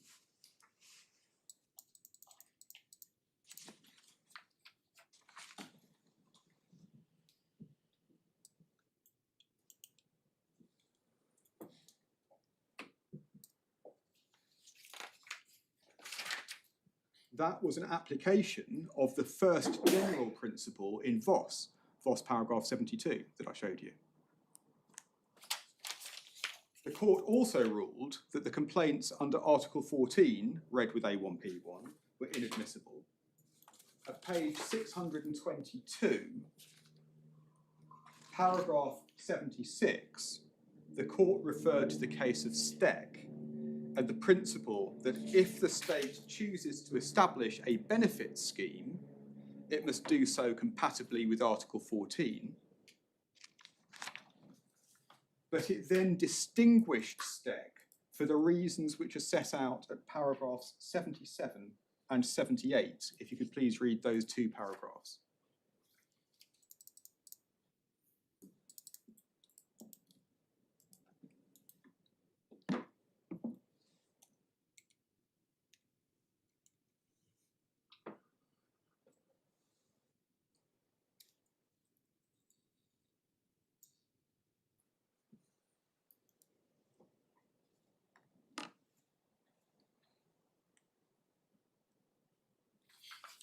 There's an obligation to formulate welfare benefit schemes in a non-discriminatory way. There's no obligation to formulate one-off historic compensation schemes in a non-discriminatory way. The court then addressed Article 6 at paragraphs 79 through to 86. At paragraph 80, it identified the first relevant question. The court must first ascertain whether there was a dispute over a right which could be said, at least on arguable grounds, to be recognised under domestic law, irrespective of whether it's also protected under the convention. Then at paragraph 81, it addressed the relationship between Article 6 and A1P1. If you would please read paragraph 81.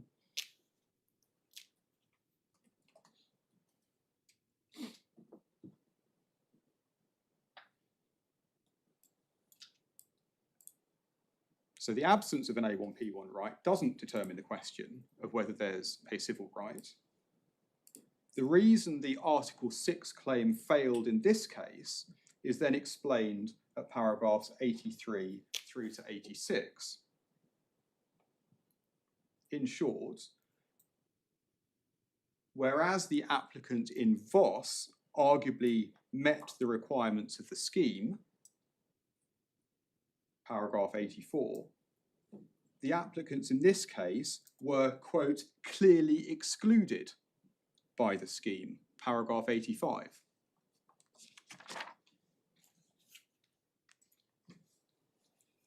Now, with that in mind, if we could go back, please, to what the judge below said about this. Before we do that, I had two questions about Yes. this. I was puzzled initially by what they were saying, and you've taken us to the rules of 42. Am I right in thinking that, in fact, it's 43 and 46 helps? If you look at 43, prisoners of war don't qualify because they can be required to work forcibly. And then in 46, civilian forced labourers, the ones who weren't prisoners, weren't soldiers, they were outsided because they hadn't been in a concentration camp or a ghetto. Yes. So that's why you don't focus on 77. You look back to those and see that these people don't have a shout at compensation. Exactly. That explains why they don't have an arguable claim. And that then led me to the next meandering, which is this. Well, what about Mr. Voss? Because they did tell him the fact that for 2 months or whatever they paid him it, and only then realised it was a mistake and he didn't qualify. And if they hadn't paid him at all, would he never have qualified? It doesn't matter in your case, you say, because they clearly do qualify. If I may say so, it's a good question. I had the same thought. It's not entirely clear from the judgment in Voss whether the arguable right is a Manito-type legitimate expectation claim because you paid it before, you've already accepted, Yes. I'm entitled to payment. Or was the court accepting that there was an arguable claim that Mr. Voss came with in the terms of the scheme on the basis that it was not clear beyond argument that deportation to another occupied part of Poland didn't constitute deportation to the Third Reich. But we don't. You don't have to get we into don't it have. yet. We don't have to resolve To that try and question. understand what Voss and interns is what. But your best point is that the Italian interns case isn't because of the historic scheme about the past. It's because it didn't give any rights to non-detained forced labour and prisoners of war. Because it clearly excluded them, and they had no arguable So claim. it fell at Voss 1 stage. Yes. The first Voss principle as you described. Well, it's yes, or one could characterise it You as can't complain if they make a scheme that doesn't include you. Yeah, but I think I'd probably say it's more within the second general principle, which is that once the state chooses to formulate a scheme, it's up to the state what those criteria are. You can only complain about the criteria if they're manifestly arbitrary.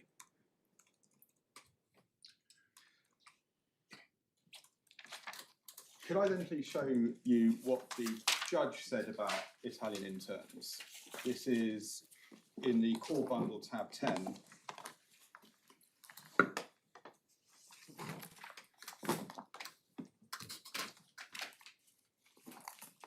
Page 102.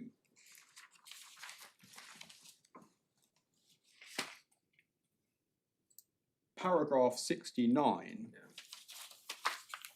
In the first sentence, the judge said that the Windrush Compensation Scheme is very close to the scheme in the Italian interns case. I respectfully agree. And by the same token, it's very close to the compensation scheme in Voss. In the second sentence, the judge said, if anything, the Windrush Compensation Scheme is a more obvious example of a scheme which doesn't give rise to a civil right in the sense understood in Article 6.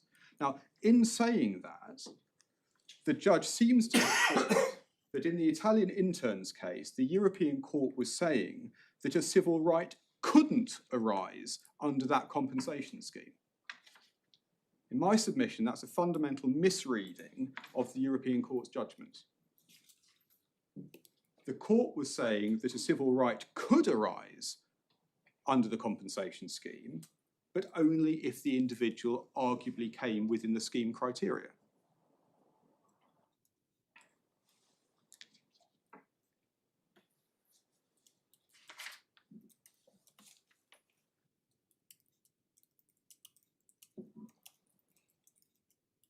Can you think of an example of a welfare benefit which is clearly only enforceable in the first tier tribunal or judicial review, but which has been established as an Article 6 right, because then that would show that that is wrong to say that a statutory right is excluded.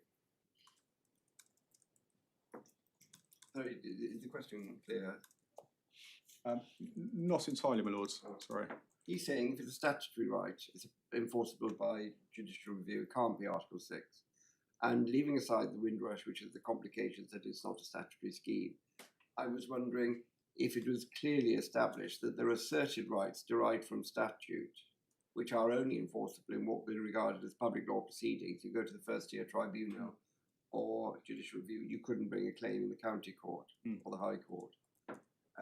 And if there were cases saying a statutory right is a civil right, then the general proposition that because it's not statutory, it's public, as statutory is public law. That it's not statutory in public law. Because he's saying both, isn't he? It's statutory and public law. He's saying no statutory basis and only enforceable through public law. Public. My answer to that is, well, the compensation schemes, certainly the compensation scheme in Voss was established purely under administrative rules. And although the Polish Supreme Court initially decided that it wasn't enforceable by judicial review, it was only ever going to be enforceable through public law proceedings. And that was enough for there to be a civil right, so the European Court said. But what I'm focusing on at paragraph 69 at the moment is what in my submission was the judge's misunderstanding of what the European Court decided in Italian interns.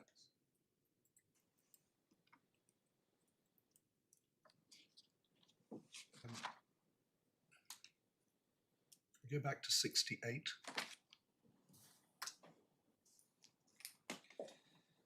That Yes. was struck by a clear distinction between benefit as of right cases and historic wrong schemes.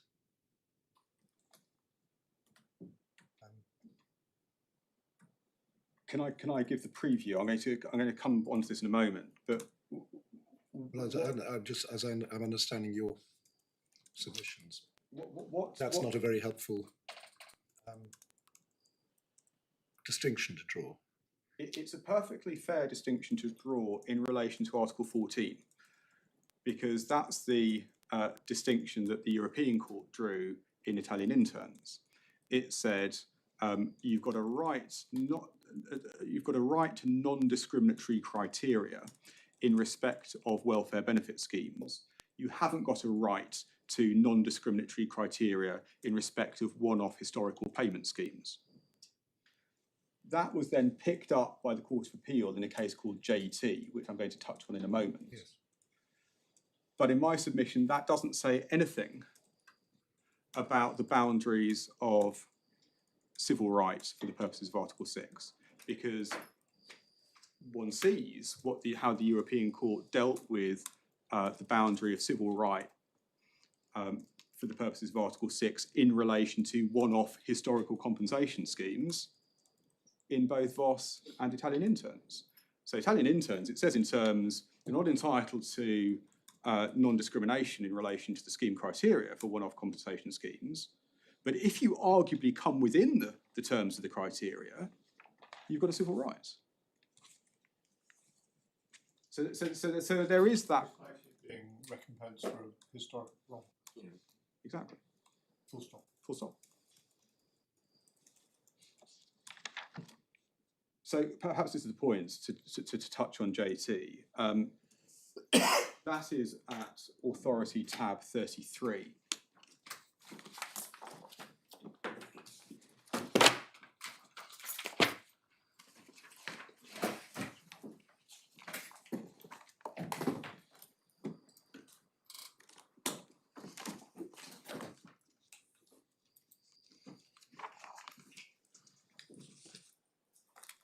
Now,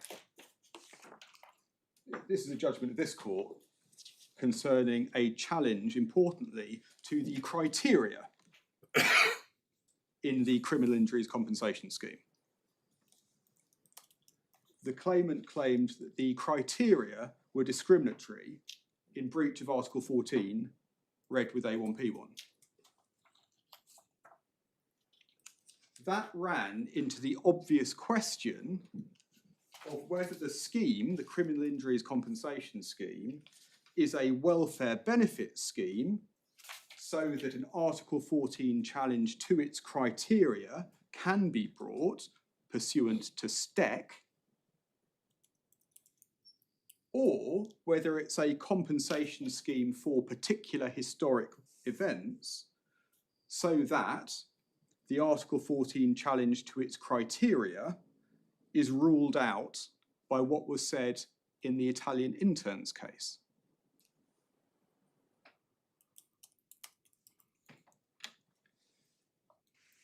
Now, if we could look, please, at page 1167.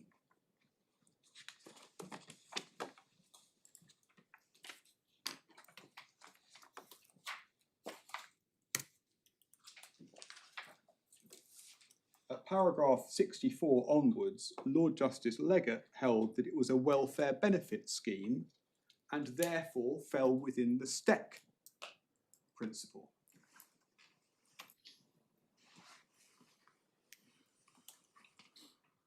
Give me page.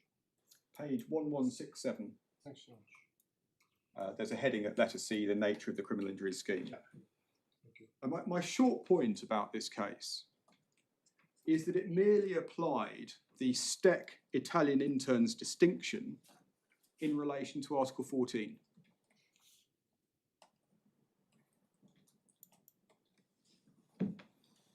Article 6 wasn't an issue, and Voss wasn't cited.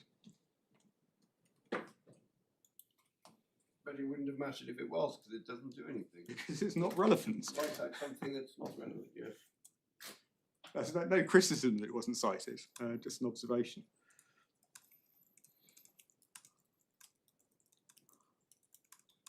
There's a Supreme Court case 2A, isn't it, that says that it's a welfare benefit, but that's for the purposes of deciding justification under Article 14, isn't it? Yes, Or no endurance. that's about proportionality, I think. Yes. And because it's of the nature of a welfare benefit scheme, the state has a broad discretion. Yeah. Yes, that goes to, yes. So that's taken us to Italian interns. Could I then please show you what the European Court has said about compensation schemes since Italian interns? If we could look in the authorities bundle, please, at tab 16.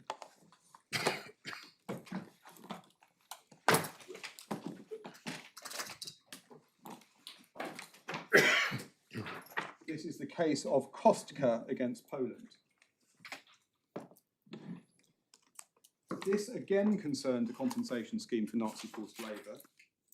It was a different scheme to the one considered in Voss, but it was the Polish version of the compensation scheme that was considered in the Italian interns case. And if we could look, please, at page 589.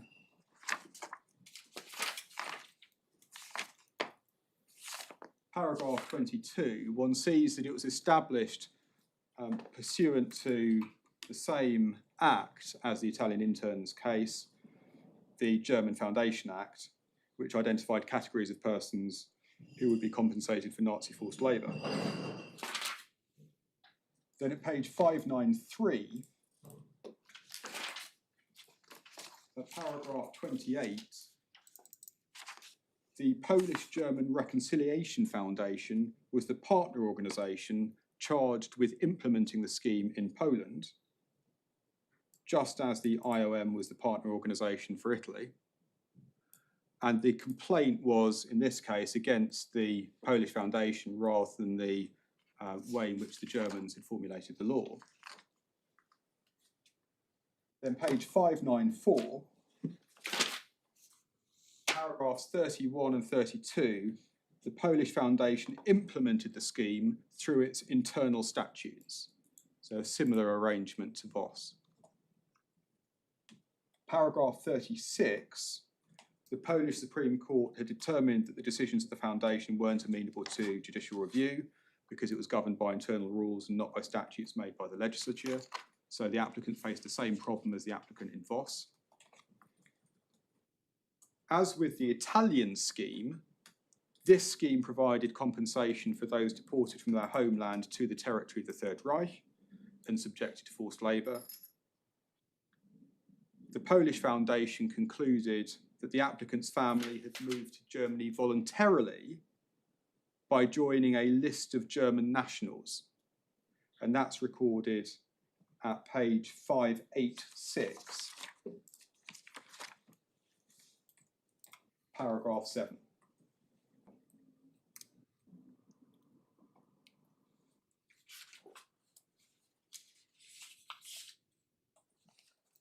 That refers to them joining the list of German nationals. And then the applicant challenged that conclusion, contending that his parents had been forced to join the list. And one sees that set out at page 599, paragraph 49. So that was the dispute. And one of the questions was whether that arguable claim to compensation under the criteria of the scheme was a civil right. If you could look please at page 597. There's really a dispute about whether he qualified or not. Exactly. Like whether he was in a concentration camp if one of the Italian interns had been. So it was a factual dispute as to whether he satisfied the criteria. It wasn't a complaint about the criteria. And he could lose, but it would still be Article 6 because Yes. it's an arguable claim. You have a right to have that arguable claim determined by an independent impartial tribunal in accordance with Article 6. Yes, they're procedural rights. Procedural rights wouldn't be worth much if you had to prove the substantive right before you got a fair procedure.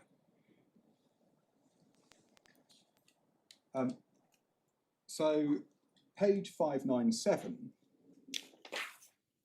the European Court explained how this case related to the VOS and the Italian interns cases. Paragraphs 41 and 42, the court noted that VOS had concerned the first Polish compensation scheme. Paragraph 43, by contrast, this concerned the second scheme. Paragraph 44, the court reiterated that states aren't obliged to establish compensation schemes for historic wrongs, citing both VOS and the Italian interns case. So the court will recall that's the first general principle of paragraph 72 of VOS. Overleaf, paragraph 45, the court reiterated that states are free to define the scope of a compensation scheme as they see fit, providing that the rules aren't manifestly arbitrary, again citing VOS. The court will recall that's the second general principle, paragraph 72 of VOS. Paragraph 47, last three lines on the page. By contrast, Article 6 may be engaged where there's a dispute about the application of the rules to the facts of the individual case. And then page 599, paragraph 49, this was such a dispute.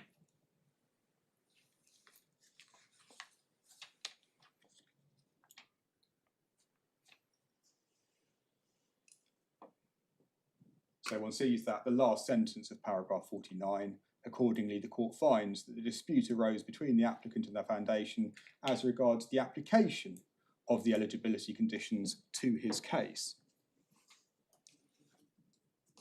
And then overleaf, what's part of paragraph 50, the court considered whether the applicant had an arguable claim to payment under the scheme. And in doing so, it explained its decisions in VOS and Italian interns. At the top of page 600, the court reiterated that in the Italian interns case, there had been no arguable right because the applicants were clearly excluded by the rules of the scheme. That distinguished it from Voss. Paragraph 51, this case fell within the Voss category, not the Italian interns category, because the applicant had an arguable claim that he came within the rules of the scheme.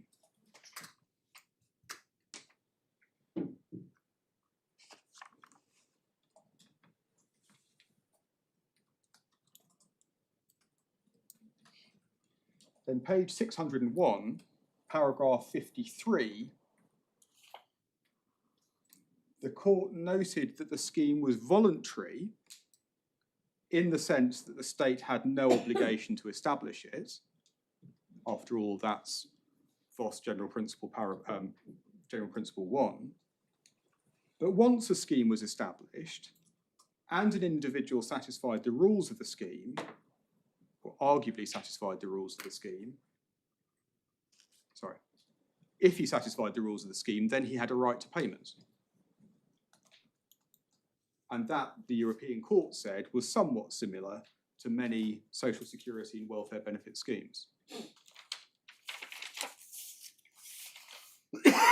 Paragraph 54, the court reiterated that civil rights are an autonomous concept that don't depend on how the right is classified in domestic law.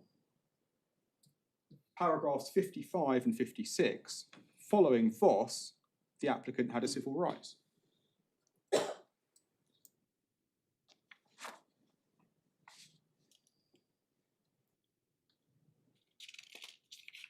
Now, could I make two particular observations about this case? First, as I've noted, the dispute between the applicant and the foundation was whether moving to Germany as a result of signing up to the list of German nationals satisfied the requirement of deportation. In my submission, the dispute between the appellant and the Home Office, whether she satisfied the criteria of Annex D to the scheme, was, if anything, more hard-edged than that.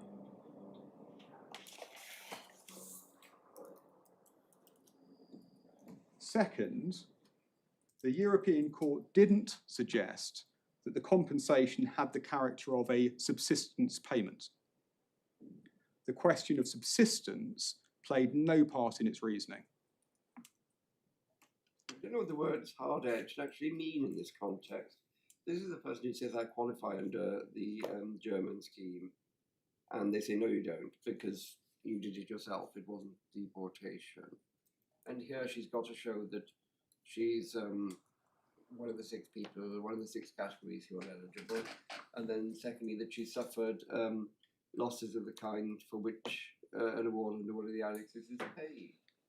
So what does the word hard-edged mean? It sounds terribly trendy, but what's the content of that phrase? It's a narrower and simpler factual question in my submission.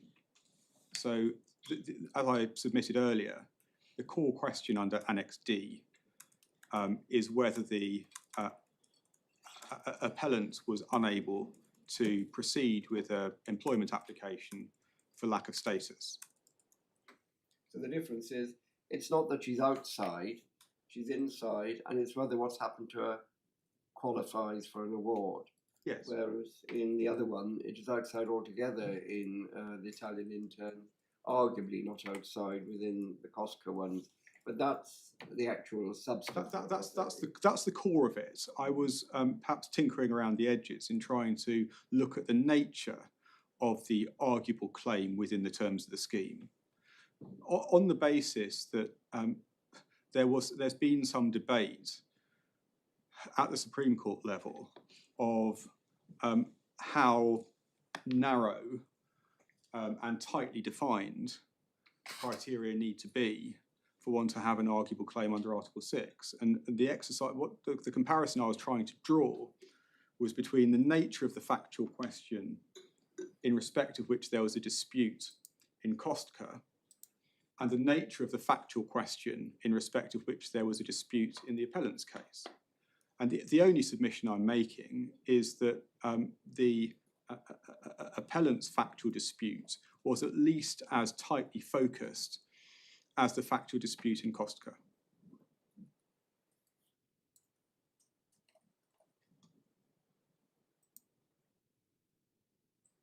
So that was my first point. My second point, just to repeat, is that no mention of subsistence didn't form part of the reasoning. Now, the European Court took the same approach in 6 other cases. Rather than burden the court with all of those cases, we've included a table at tab 17 of the authorities bundle. They all related to the same compensation scheme as Kostka, the second Polish scheme. What we've omitted to do is to include the dates of those decisions. Could I please just give you those? The first 3 on the page, Sal, Sekian and Belka, were decided on the 18th of May 2010. Krosta and Kadlutska were decided on the 16th of February 2010, and that was the same date as Kostka. And then finally, Jakovic was decided on the 13th of October 2009. Could you just once more? Yes. Zal and Poland. Yes, the first 3, Zal, Sekian and Belka, all on the 18th of May 2010. Okay. The next 2, Krosta and Kadlutska, were decided on the same date as the case we've just looked at, Kostka. Those were all the 16th of February 2010. And then the last one on the page, Jakovic, 13th of October 2009. Of course, all of those cases post-dated the Italian interns case, and all of them explain that the decisions in Voss and Italian interns are consistent with each other, and none of those cases makes any reference to the compensation relating to subsistence. Now, finally, on this line of cases, could I please show you the authority at tab 21?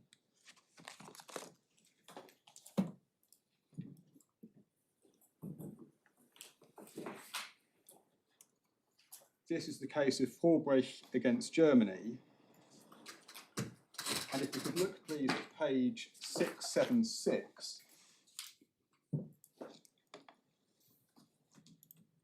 At paragraphs 8 and 9, one sees that a German court had awarded the applicant a one-off payment of compensation worth 4,200 euros and a monthly pension of 250 euros in respect of a prison term that he'd served under the East German regime. And one sees that the compensation was arithmetically calculated based on the number of months of detention. That's paragraph 21 on page 680.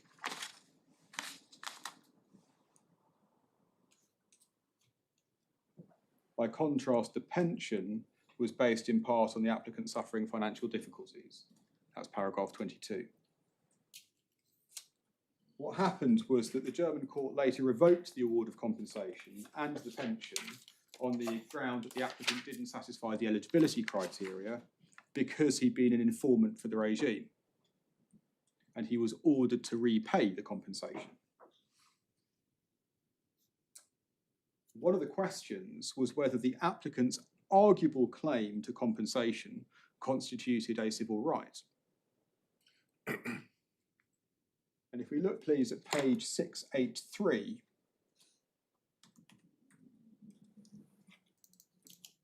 on that page we see the heading, the court's assessment.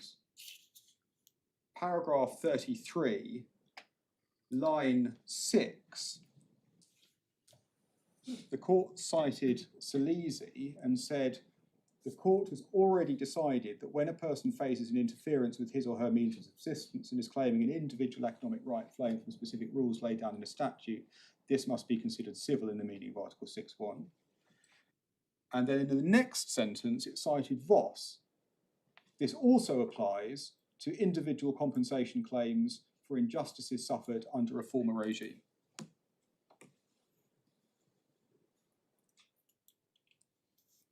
And then last sentence of that paragraph, the court was satisfied that the right was civil in character having particular regard to the eligibility criteria, including financial difficulties. Although, as I've pointed out, there was no financial difficulty criterion in respect of the lump sum compensation. Now, that case was decided in 2017, and in my submission indicated the European Court continued to regard VOS as being good law.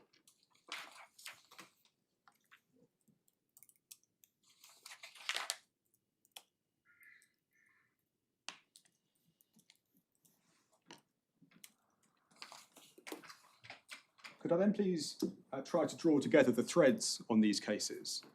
And I propose to make 7 points. First, civil rights are an autonomous convention concept. Second, an arguable right to a one-off pecuniary payment under a compensation scheme relating to historic wrongs may in principle constitutes a civil right.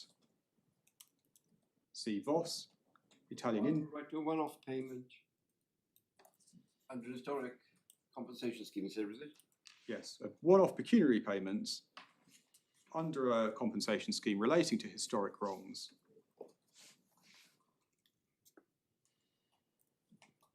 can in principle constitute a civil right. And we've seen that in VOS, Italian interns, Kostka and Vorwich.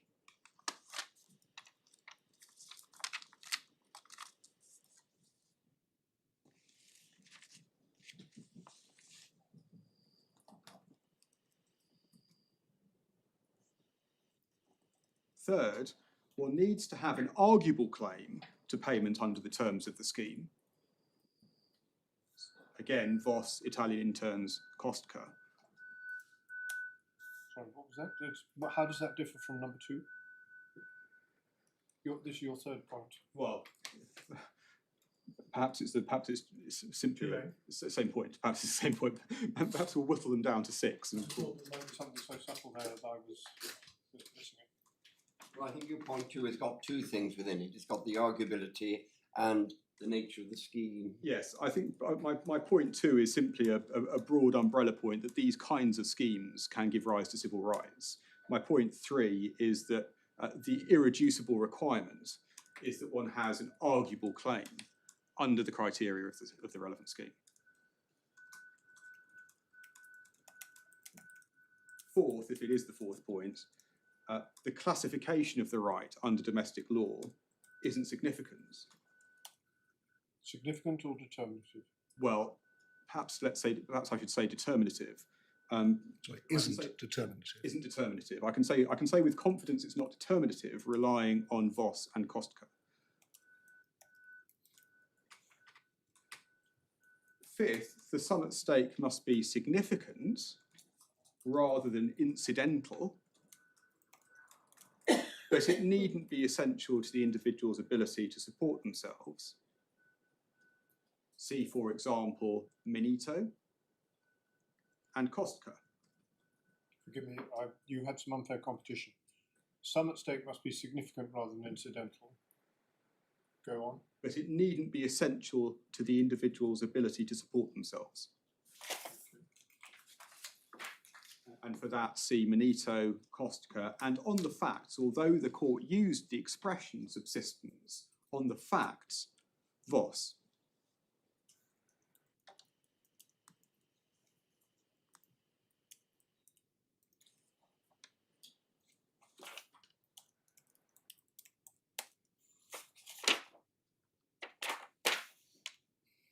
Sixth, the right to payment must be based on sufficiently hard-edged, I'm sorry for using that expression again, criteria.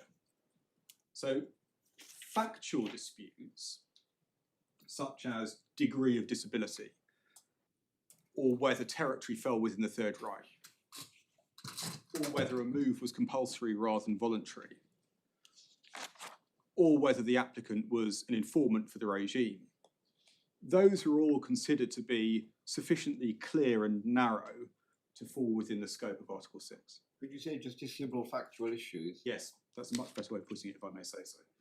A different phrase that's used is specifically defined, isn't it? I'm so sorry. A different phrase that is used, don't ask me where, is specifically defined. Yes, well, in Silesia they use the they refer to specific rules. But the only reason I mention it is you would say that's an analogous phrase. Exactly. Yes, that's what it's. If one reads those cases in light of what the Supreme Court said, that's what it's driving at. Is there a sufficiently focused justiciable issue? Would it cover legal as well as factual issues? You were arguing about whether or not, I'm trying to think of an example, whether somebody was adopted abroad and then brought to England, was a Commonwealth citizen or not, because the person who adopted them was British, but the adoption didn't make it, and there'd be arguments then about what the British Nationality Act meant. Would it cover a legal issue? I may not be a good example, but you can see what I'm getting towards. Yes, in my submission a fortiori.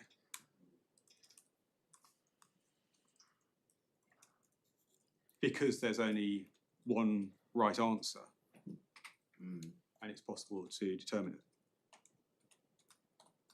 So things that admit of yes/no answers are a sign that you're on safe ground from your point of view. That's my submission, yes. Yeah. We can discuss that. It needn't be. It's not a complete The fact that answer. it has a binary outcome doesn't necessarily mean the reason why I'm cavilling this is the fact that it has a binary outcome doesn't necessarily mean that the criteria or whatever it may be are soft-edged. No. Are hard-edged. Sorry. No. My submission. It's an indicator. May tend to indicate. May tend to indicate. But it's something that's capable of judicial resolution, isn't it? And intended to be capable of judicial resolution. Loss of employment, the earnings you were getting, is something that's capable of judicial resolution. Whether you're a nice person and deserve to get a productivity bonus, Yes. or a Christmas bonus, Yeah. It's not one person might think you are, one person might think you're not. That's a bad example again. Yes. Well, whether it's perhaps Something intended to and capable of judicial resolution. yes, rather than something which can only properly be determined in the exercise of evaluative judgment or exercise of discretion by a body that either has the requisite institutional expertise, local housing authority, local social services authority in respect to certain questions, or in relation to questions that depend on democratic legitimacy. How should that's the issue in relation to discretionary payments? Is it appropriate in the public interest for this organ of the state to make this payment to this individual? And those are different in kind to the sorts of questions that my lords just identified, the kinds of questions that can be resolved by judges. £50 for the best Welsh poem. That's not capable of judicial resolution. No. Not intended to be. No. Sorry. So that was my 6th point. 7th point then, the sum payable must flow from the scheme rules rather than being for the discretion of the administrator.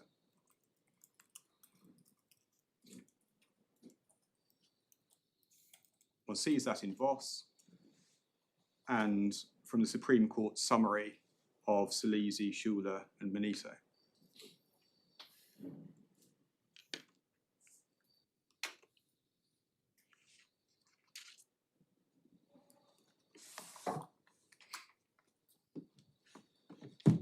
And my submission, the cases show those propositions to be sufficiently well established at the European Court level. Applying the Uller principle, it's the duty of national courts to keep pace with the European Court.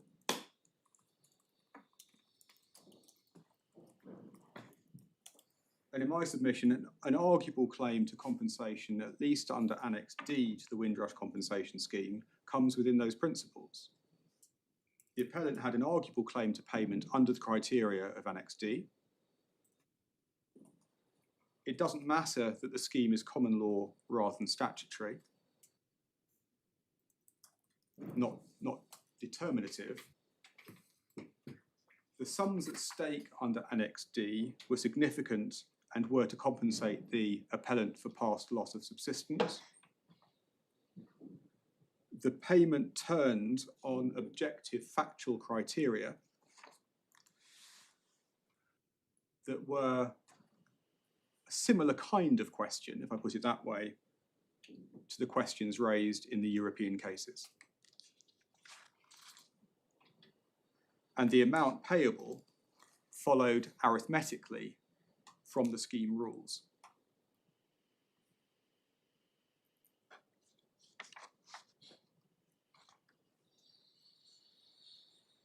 And it's for that reason, in my submission, that we say that the dispute, at least at the internal appeal stage, concerned a civil right. I was going to go on and say something, make some submissions on Article 8, but I think I need to reflect in light of the court's point at the outset of the hearing as to whether or not there's anything left in the Article 8 part of the appeal. And given that it's 5-1, I wonder whether... that's not a hard-edged clock. It's not a hard-edged clock, is it? No, but of course, I mean, you should think about that. I wonder whether we might start a few minutes earlier than 2 o'clock.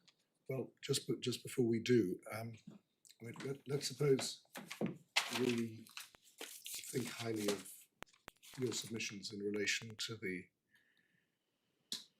identification of a right in this case. We still need in the end to decide what to do with your appeal. I mean, you've got permission for the appeal, so we're here. I think could we leave you also to consider whether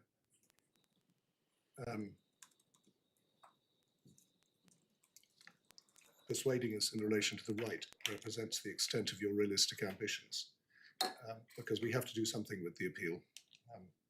But that may be run into Article 8 as well. Say you have to accept at some stage that you're going to lose this appeal for the following reasons. It is, assuming that's what we decide, it is only actually an appeal in relation to the decision of the director, and you've accepted that that was not in breach of Article 6 and couldn't give rise to any Article 6 thing. You shouldn't have lost in relation to civil right, but you'd have lost anyway. The appeal would have to be dismissed on Article 6 grounds.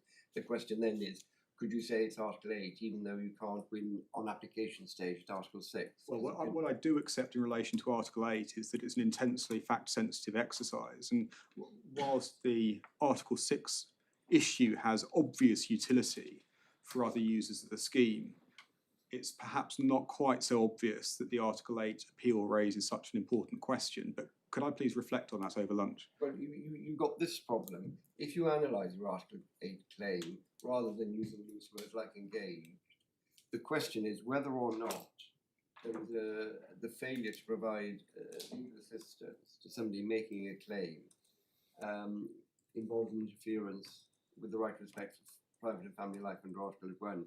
And that's got two parts to it. Yes. Whether or not the subject matter of the thing about which you're claiming falls within the phrase right to respect for family life, and whether it generates a procedural obligation to assist with the applications. And that does occupy a different ground if you're going to have to lose on your application point, as you seem to accept. Right. Well, thank you. We'll hear you again on those matters at 5-2 real time. Thank you. 5